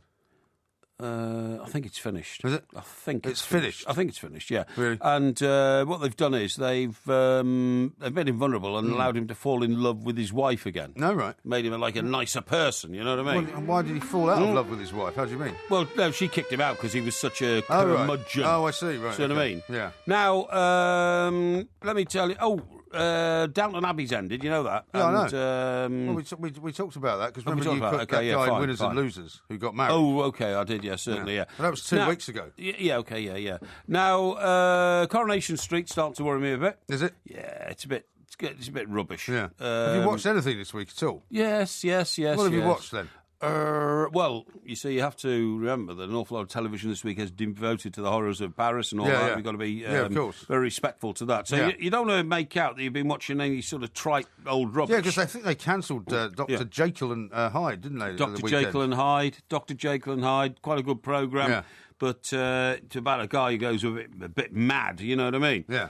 In fact, I have to say, I did prefer the special effects in Michael Jackson's Thriller. You know, John Landis. Yeah. Wasn't it John Landis who did what's that got to do with Jekyll and Hyde? Well, because when he turns funny, he kind of... Does he turn into a werewolf type guy? Doesn't he? Well, he turns into kind of a zombie. Zombie. There might be a bit of a werewolf scenario. Yeah, I think it's a bit of the werewolf scenario. Now, another programme which I've had my eye on is... I'm trying to remember what... Oh, yeah, that's right. Old River. You know, River? Oh, River. This is the one with Peter Schmeichel in it. That's the one with Peter Schmeichel in, yeah. A lot of people have said, actually, that thanks to your recommendation, even though you didn't say it was any good, they've actually started watching it and rather enjoyed it. And there's an actress in there who's turned out to be brilliant because she's in everything at the moment. Unforgiven. What's Unforgotten? Unforgotten. Yeah. Really good Easy show. names to forget. Really good show. I'm not sure what it's about, Unforgotten. Well, you've forgotten what it's about. No, seriously, I'm not. But I mean... Is it a police show? No, do you? Well, I don't think it is. I don't know. Now, there's a programme on about shark attacks in somewhere like Mexico. Okay, in Mexico. In Mexico, I was in Mexico. Yeah, you went there. Yeah, right. I didn't see any sharks. I saw do you know a a place called Zahutanillo? I know that's a stupid name, but it is in Mexico. Stupid name? No, I don't. Is it on the east coast or the west coast? Zahutanillo, right, is a Mexican resort where there was been a lot of shark attacks. Yeah, okay? is it on the west coast? Is it the most Pacific coast? Is it? Not sure. Really. Because all the Caribbean. I mean, it's not that Do you many remember sharks. a film called The Wild Geese? Yes, I've seen that. Roger Moore. Saw that. Great film. It was okay. And I loved The Wild Geese. Did you? Yeah. That spawned... Richard Burton. The Roger other Moore. Richard Harris. Roger Moore. And by the way, that was a film I read somewhere in a Richard Burton book. Richard Burton was so bladderated most of his life by the stage that came along that he needed the money to fund his bladderation tendencies. And I think he was pretty much sort of stewed every time they had to shoot any of the scenes. No, exactly. And also he had bought a yacht because Liz Taylor wanted him to. Right. And he bought her a diamond ring for about £125,000. He didn't have any money. So he just had his agent just take anything. So he didn't even look at the scripts. And then he'd turn up on the set of a film and he wouldn't know if it was a period drama or a historical drama, a war film, a cowboy film. He didn't care, you know. He just give me the money. But I actually think The Wild Geese, I mean, of its genre, is not a bad film. I quite like it. I mean, whenever it comes, if it ever comes on sort of late night TV, I'll generally watch it. But that's where the line originated, wasn't it? About the father standing on the touchline at the English public school and then having to go off to Africa to as a mercenary to sort of blow up a load of people and probably get locked up for 12 years. Yeah. In fact, that was a true story in the case of... Who was that guy who did it? Who? The guy who... Buona Foku or... What? Fasabendo, was it? Or something? I've no idea what you're talking about. This bloke who... he's a real-life mercenary. Yeah. And he was an Eton schoolboy. Yeah. And he got locked up for all those years in Africa and then got freed. I don't know. I can't remember who he was. Are you talking about the guy that was on trial down in South Africa recently? Relatively recently. No, it wasn't. It was Gold Coast. I think it was in the Gold Coast. But anyway, that was good. The Wild Geese, that was all right. And what else did I see? Now, I'm thinking of watching Gogglebox. Yeah. Is that any good? Gogglebox? Yeah. What are you asking me for? You're supposed to be a TV reviewer. Well, I am indeed, but I mean, Isn't Gogglebox the thing where they have a couple of people from the general public and they film them just watching television and what their reaction is to something that they're watching? Well, that doesn't sound. What like about I'm a much of Celebrity? show. Get me out of here! Isn't that something that should be on your radar? I can't bear watching that. Honestly, I think it's rubbish. But doesn't that get underway though this week? I think it's already started. That's what I'm saying. Is it started? So should you not have some view on that? I quite like the adverts with Anton Deck. What adverts? The adverts for I'm a Celebrity, Get Me Out of Here. They're good. There's one about him eating pizza, which I think is pretty good. Yeah. Quite like that. And let me see, what else have I been watching? Oh, I know. There's a great historical one which I watch because it takes me back a few years, and it's called The Chief. The Chief. What's that about? It's about a chief constable, and Martin, what's his name, is in it? Martin Clunes? No, the guy from... The Professionals? Yeah, Martin Shaw. Yeah. He's a mate of yours, isn't he? He is a mate is of he mine, part actually. of your sort of circle of thespian friends? He is, actually. When I go to first nights in the West End sometimes, I sometimes enjoy a chat with him at the bar. Do you? Yeah, I don't think he drinks very much. Does he? I don't think so. I've never seen him bladderated, put it that way. Right. And also... I wish, unlike him seeing you. Sorry? Unlike the way he sees you. Well, that's a bit unkind, isn't it? Oh, I'll tell you what I saw the other day. I'll tell you what I saw the other day. Really good. And this is quite unique, actually. The people who... It's all coming back to you now, who hang isn't it? on my every word in my TV review will love this. I saw the very first episode of Steptoe and Son. Really? Yeah. And when did that air, originally? About 1965 or something? No, I think it was earlier than that. Wilfred Bramble. Wilfred Bramble. He was in A Hard Day's Night. Was he? Yes, he was, yeah. Right. Did he not seem terribly dated to you, though? Well, not only was it a bit dated, but the grainy quality of the film was appalling. You could hardly see it, to be honest. Right. You know, it was only put on for historical reasons, so people could say, "Look, this was the first one." And the other thing was, what else did I see? It was something else. Oh yeah, the Chief. Getting back to the I'm Chief. sure you prepared very well for this one. Oh, no. Look, it's been a busy week. Yeah. You know, we've been on the road, we've been having to do DVD things and all that kind of stuff, so I've just had to pick it up as and where I can, but I've done my best to make what's sure. the best thing about the Chief, then? The Chief is... I tell you what, that's... They've got all Can you these... tell us anything about it? Yeah, they've got all these bleeding heart type plots. So, for instance... But you said it's set in a previous time. When is it set? Oh, I think it's the 80s. Oh, is it? I think it's the 80s. Okay. No, it's not set in a previous time. It was a show in the 80s, which is now shown on Gold. Oh, I see. You see what I mean? So it's not a new show? Oh, no, it's a very old show. Is it? Oh, it's a very old okay. show, yeah. And I've never heard of it. And it's all these bleeding heart type plots. So, for instance, old Martin Shaw's the Chief, but he's getting hammered because he's not clamping down on juvenile crime. Yeah. But he prefers to go through this, like, you remember there was all that controversy about why kids are sent to the Caribbean instead of locked up and all that. He's in favour of all of that. He likes sending kids away on surfing holidays and all this kind of stuff. You know what I mean? Right. It's good for apparently it's good for like their character forming and all that. You know what I mean? And I watch the news a bit as well for obvious reasons. Yeah. There's lots happening. Always watching news. And I liked what else did I like? You don't have to say any more now. I told you about Coronation Street. Time. Coronation Street is old Mikey, or his name is. He's upset because he's found out his girlfriend has actually had a bit of Legger-overism with his mate. Oh dear. Okay. Yeah. Right. So I just thought I'd let you know. Well, that was Porkyvision for the week. Okay, yeah, good. Very disappointing. No. Very How can you make a judgment like that? I just don't think you've done enough work. It's the listeners who make the judgment. They'll make the not judgment. you. We'll hear from them. I'd like to hear from you, please. Yeah, that was very comprehensive in my view. I got through about 12 different shows there. Yeah, but none of which you told us anything about. Tomorrow, of course, it's Porky Quiz Night, and it's going to be on the development of Australia. That's right. That's the quiz subject that you've chosen. Yeah. Loads more coming up next on talkSPORT. This is the unique go-kart feeling of a turbocharged Mini Cooper 3-door hatch. And this is how it feels knowing that you got it for just £189 a month, plus initial rental. Book a test drive at your nearest mini centre or mini.co.uk/turbo. 48-month hire agreement from Mini Financial Services, £2,399 initial rental. Subject to status, guarantees may be required. Available for new vehicles ordered by 31st of December and registered by 31st of March. Participating retailers only. Mileage and other conditions apply when you return the vehicle. Visit mini.co.uk/turbo. You own this place? Yes, and you are? Winston Wolfe, Direct Line. So you're a landlord, a property magnate, a wise guy. I wouldn't go that far. It's just my wife's old flat. But you have Direct Line landlord insurance with buildings cover, right? After all, if your boiler breaks down, they'll pay to repair or replace it. No. Oh, maybe not such a wise guy. Boiler cover as standard with buildings cover. Can your landlord insurance do that? Search Direct Line Landlord. Excludes wear and tear. Underwritten by UK Insurance Limited. There is a reason why the Goodyear Efficient Grip Performance tyre is recommended by Auto Express in their 2015 Product Awards. With A rating for both wet grip and fuel efficiency in certain tyre sizes, you get performance and peace of mind as standard. Call in to your local Quick Fit centre and ask about the award-winning Goodyear Efficient Grip Performance tyre. Goodyear, made to feel good. I know. The state pension is changing. I know.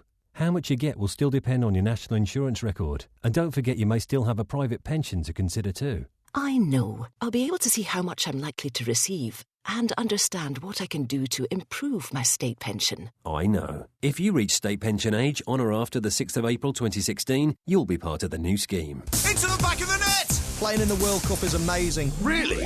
Essential Kit Talk Sport.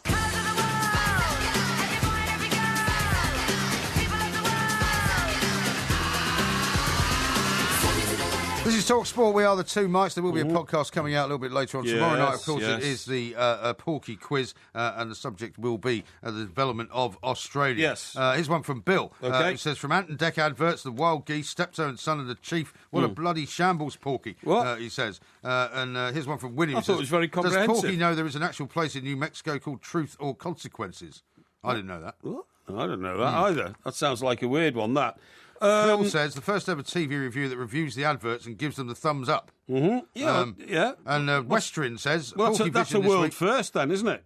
Porkyvision this week reminds me of when I was back in high school and had an exam and didn't do any preparation. Oh, really? Yeah. Oh, well, I think you'll find that I did all mine. That's why I've got 14 O-levels and 4 A-levels. Have you? Well, you say that. But you've never produced the certificates. I don't need to. Well, you do, actually. Now, I've got a bit of a surprise for you. Oh, yeah. You were talking earlier about the sumo wrestler who was involved in sort of some wasabi-style torture. Yes. I've got some wasabi crispy-coated peanuts. Yeah, not for me, thank you. Would you like to try one? Well, I think you should try one. No, I wouldn't. No. Why not? No. You like peanuts. You eat peanuts when you go to the pub. Not the wasabi ones. Well, why don't you try one? Have you ever had one? No, but I'm not having one. I'm not having one. I think you should try one.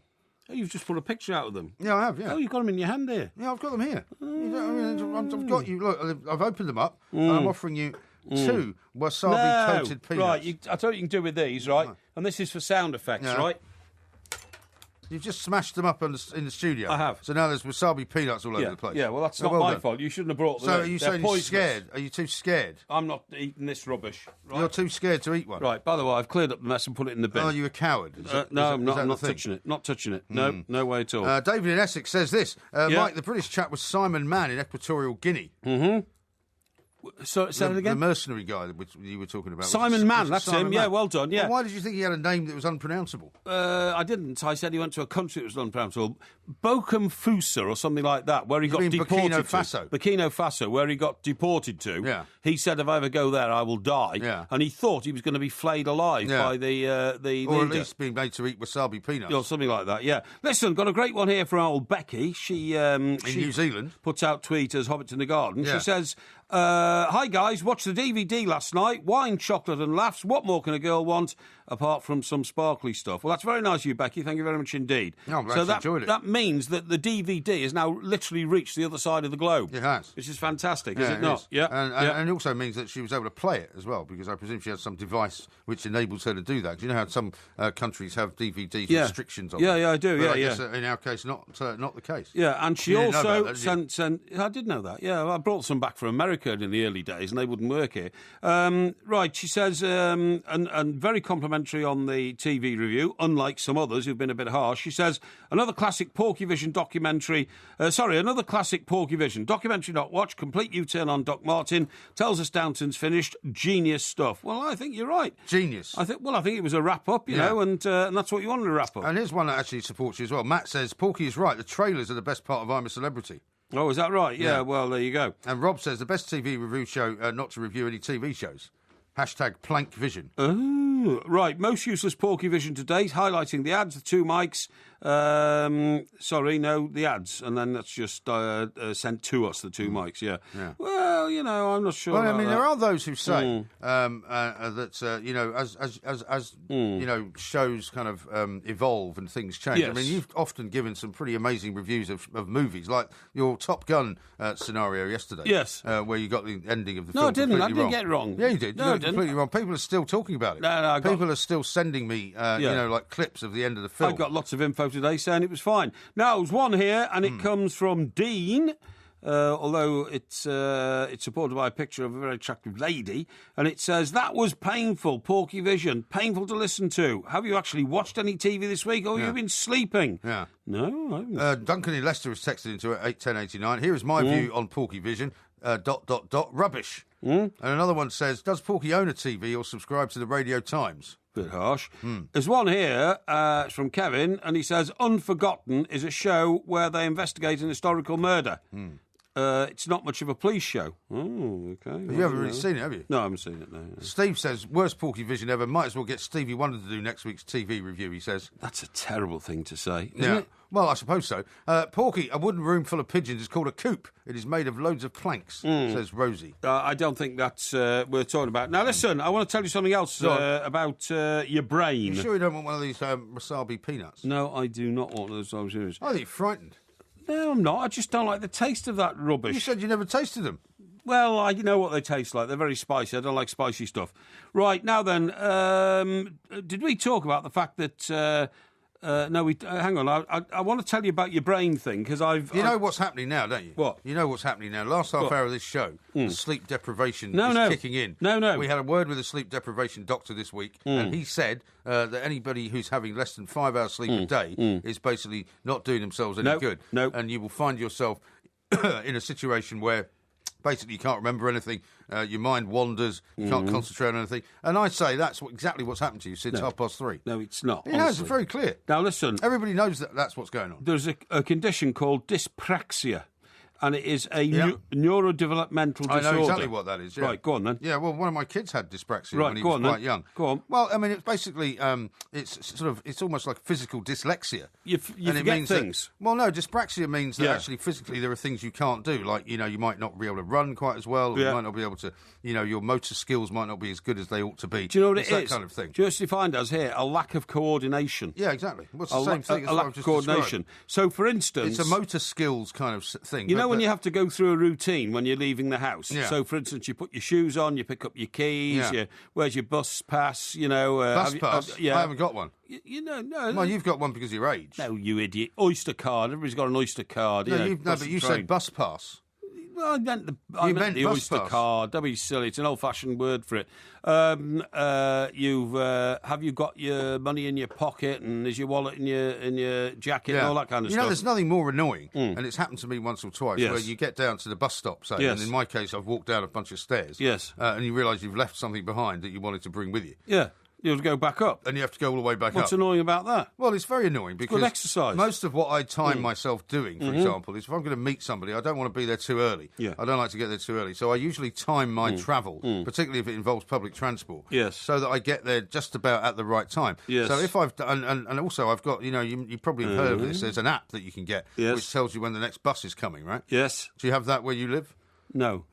So rather than standing at a bus stop and wondering when the next bus is coming, the app tells you when the next bus is coming. Yes. Right? So I will say, if it says next bus in 5 minutes, I will wander down and get there with about 1 minute before the bus arrives. Yes. If I've left something upstairs, I'm going to miss that bus. Well, that could be because you're suffering from dyspraxia. No, it's not. It's because I'm occasionally sleepy, and because of the as we talked about before, the sleep deprivation thing. When you wake up in the middle of the day, say like I do, if I wake up at 12 o'clock and I'm going to go and meet somebody for lunch at 1, I'm effectively kind of still half asleep. Well, so are people at 6:30 in the morning who get up at 6 and they're I know going that. to work. No, I know that, but they're not necessarily going to meet anyone for lunch. Well, they might be going to meet somebody for breakfast, or they might be going to start a very important day's work or something like that. All I'm saying is that at different times of the day... It doesn't affect me at all. It doesn't matter what time I go to sleep or wake up. Nothing affects you. No, it doesn't. You don't think that in any way you're talking absolute gibberish for the last half hour of the show? You just shift the body clock around. Listen, yeah, but you are a victim of your own...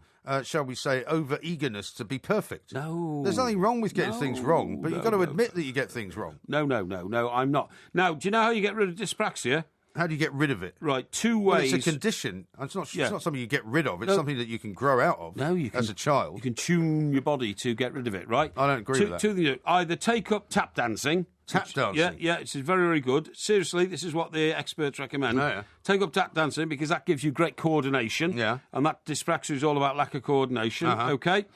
Or if you can't do that, jump up and down 50 times a day on the spot and do the star shape with your body. Right. So, well, that's a good thing to do anyway. So your hands reach out at 45-degree angles, so do your legs, okay? Yeah. And that also helps you to get things straight. So do you see how much I'm in the business of trying to help people who've got problems, eh?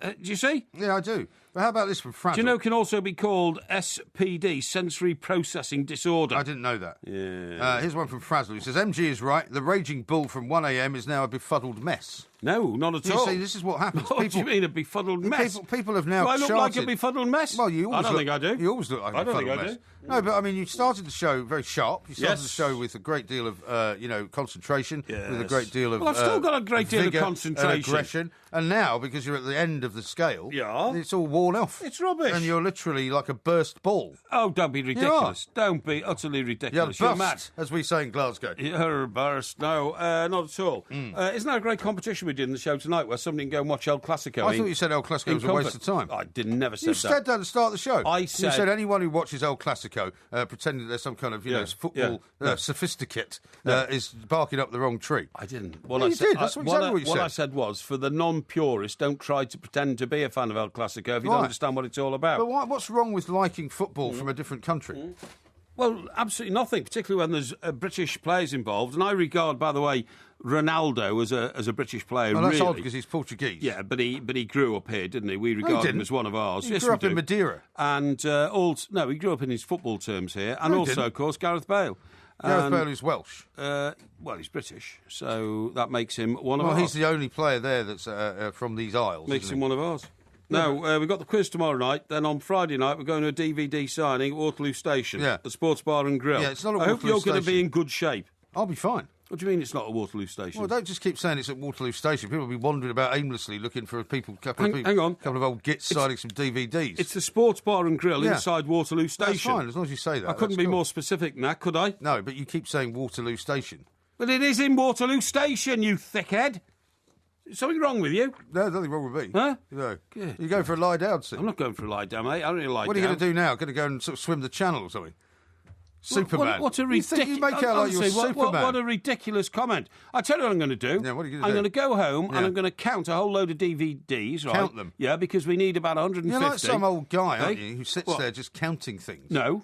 I'm going to count some DVDs now. After that, I might count the kettles in the cupboard. Well, what are you going to be doing? You waste your life. I'll be here for 2 more hours, thanks. Yeah, what you do is you go home tomorrow and you think, ooh, only one more day until I can finish work for the week and get bladderated at breakfast. Where's the red wine? That's what you do. I think I'll open a couple of bottles now so it can breathe for tomorrow. That's what you do. No, that's what you do. You're a disgrace. She's got nobody else to meet. Now, here's a question from Lee in Chester. Where can I get the Two Mics DVD from? Lee, all you got to do is go to the twomics.co.uk, and that's where you can find it. Or alternatively, pop down to the Sports Bar and Grill on Friday, and you can get one that we will have signed. Thank you very much, Mr. He's from Parry. Chester.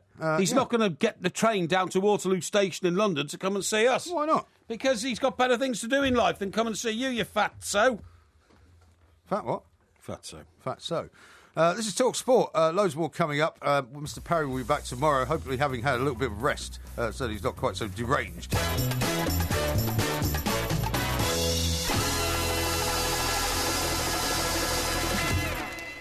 If you love the Two Mics podcast, you'll love the live show. Weekday overnights from 1am on DAB Digital Radio and 1089 and 1053 AM and via the talkSPORT app. talkSPORT, your Premier League station with exclusive commentaries every weekend. What an absolute corker! talkSPORT. Schweinhund! Look at the light!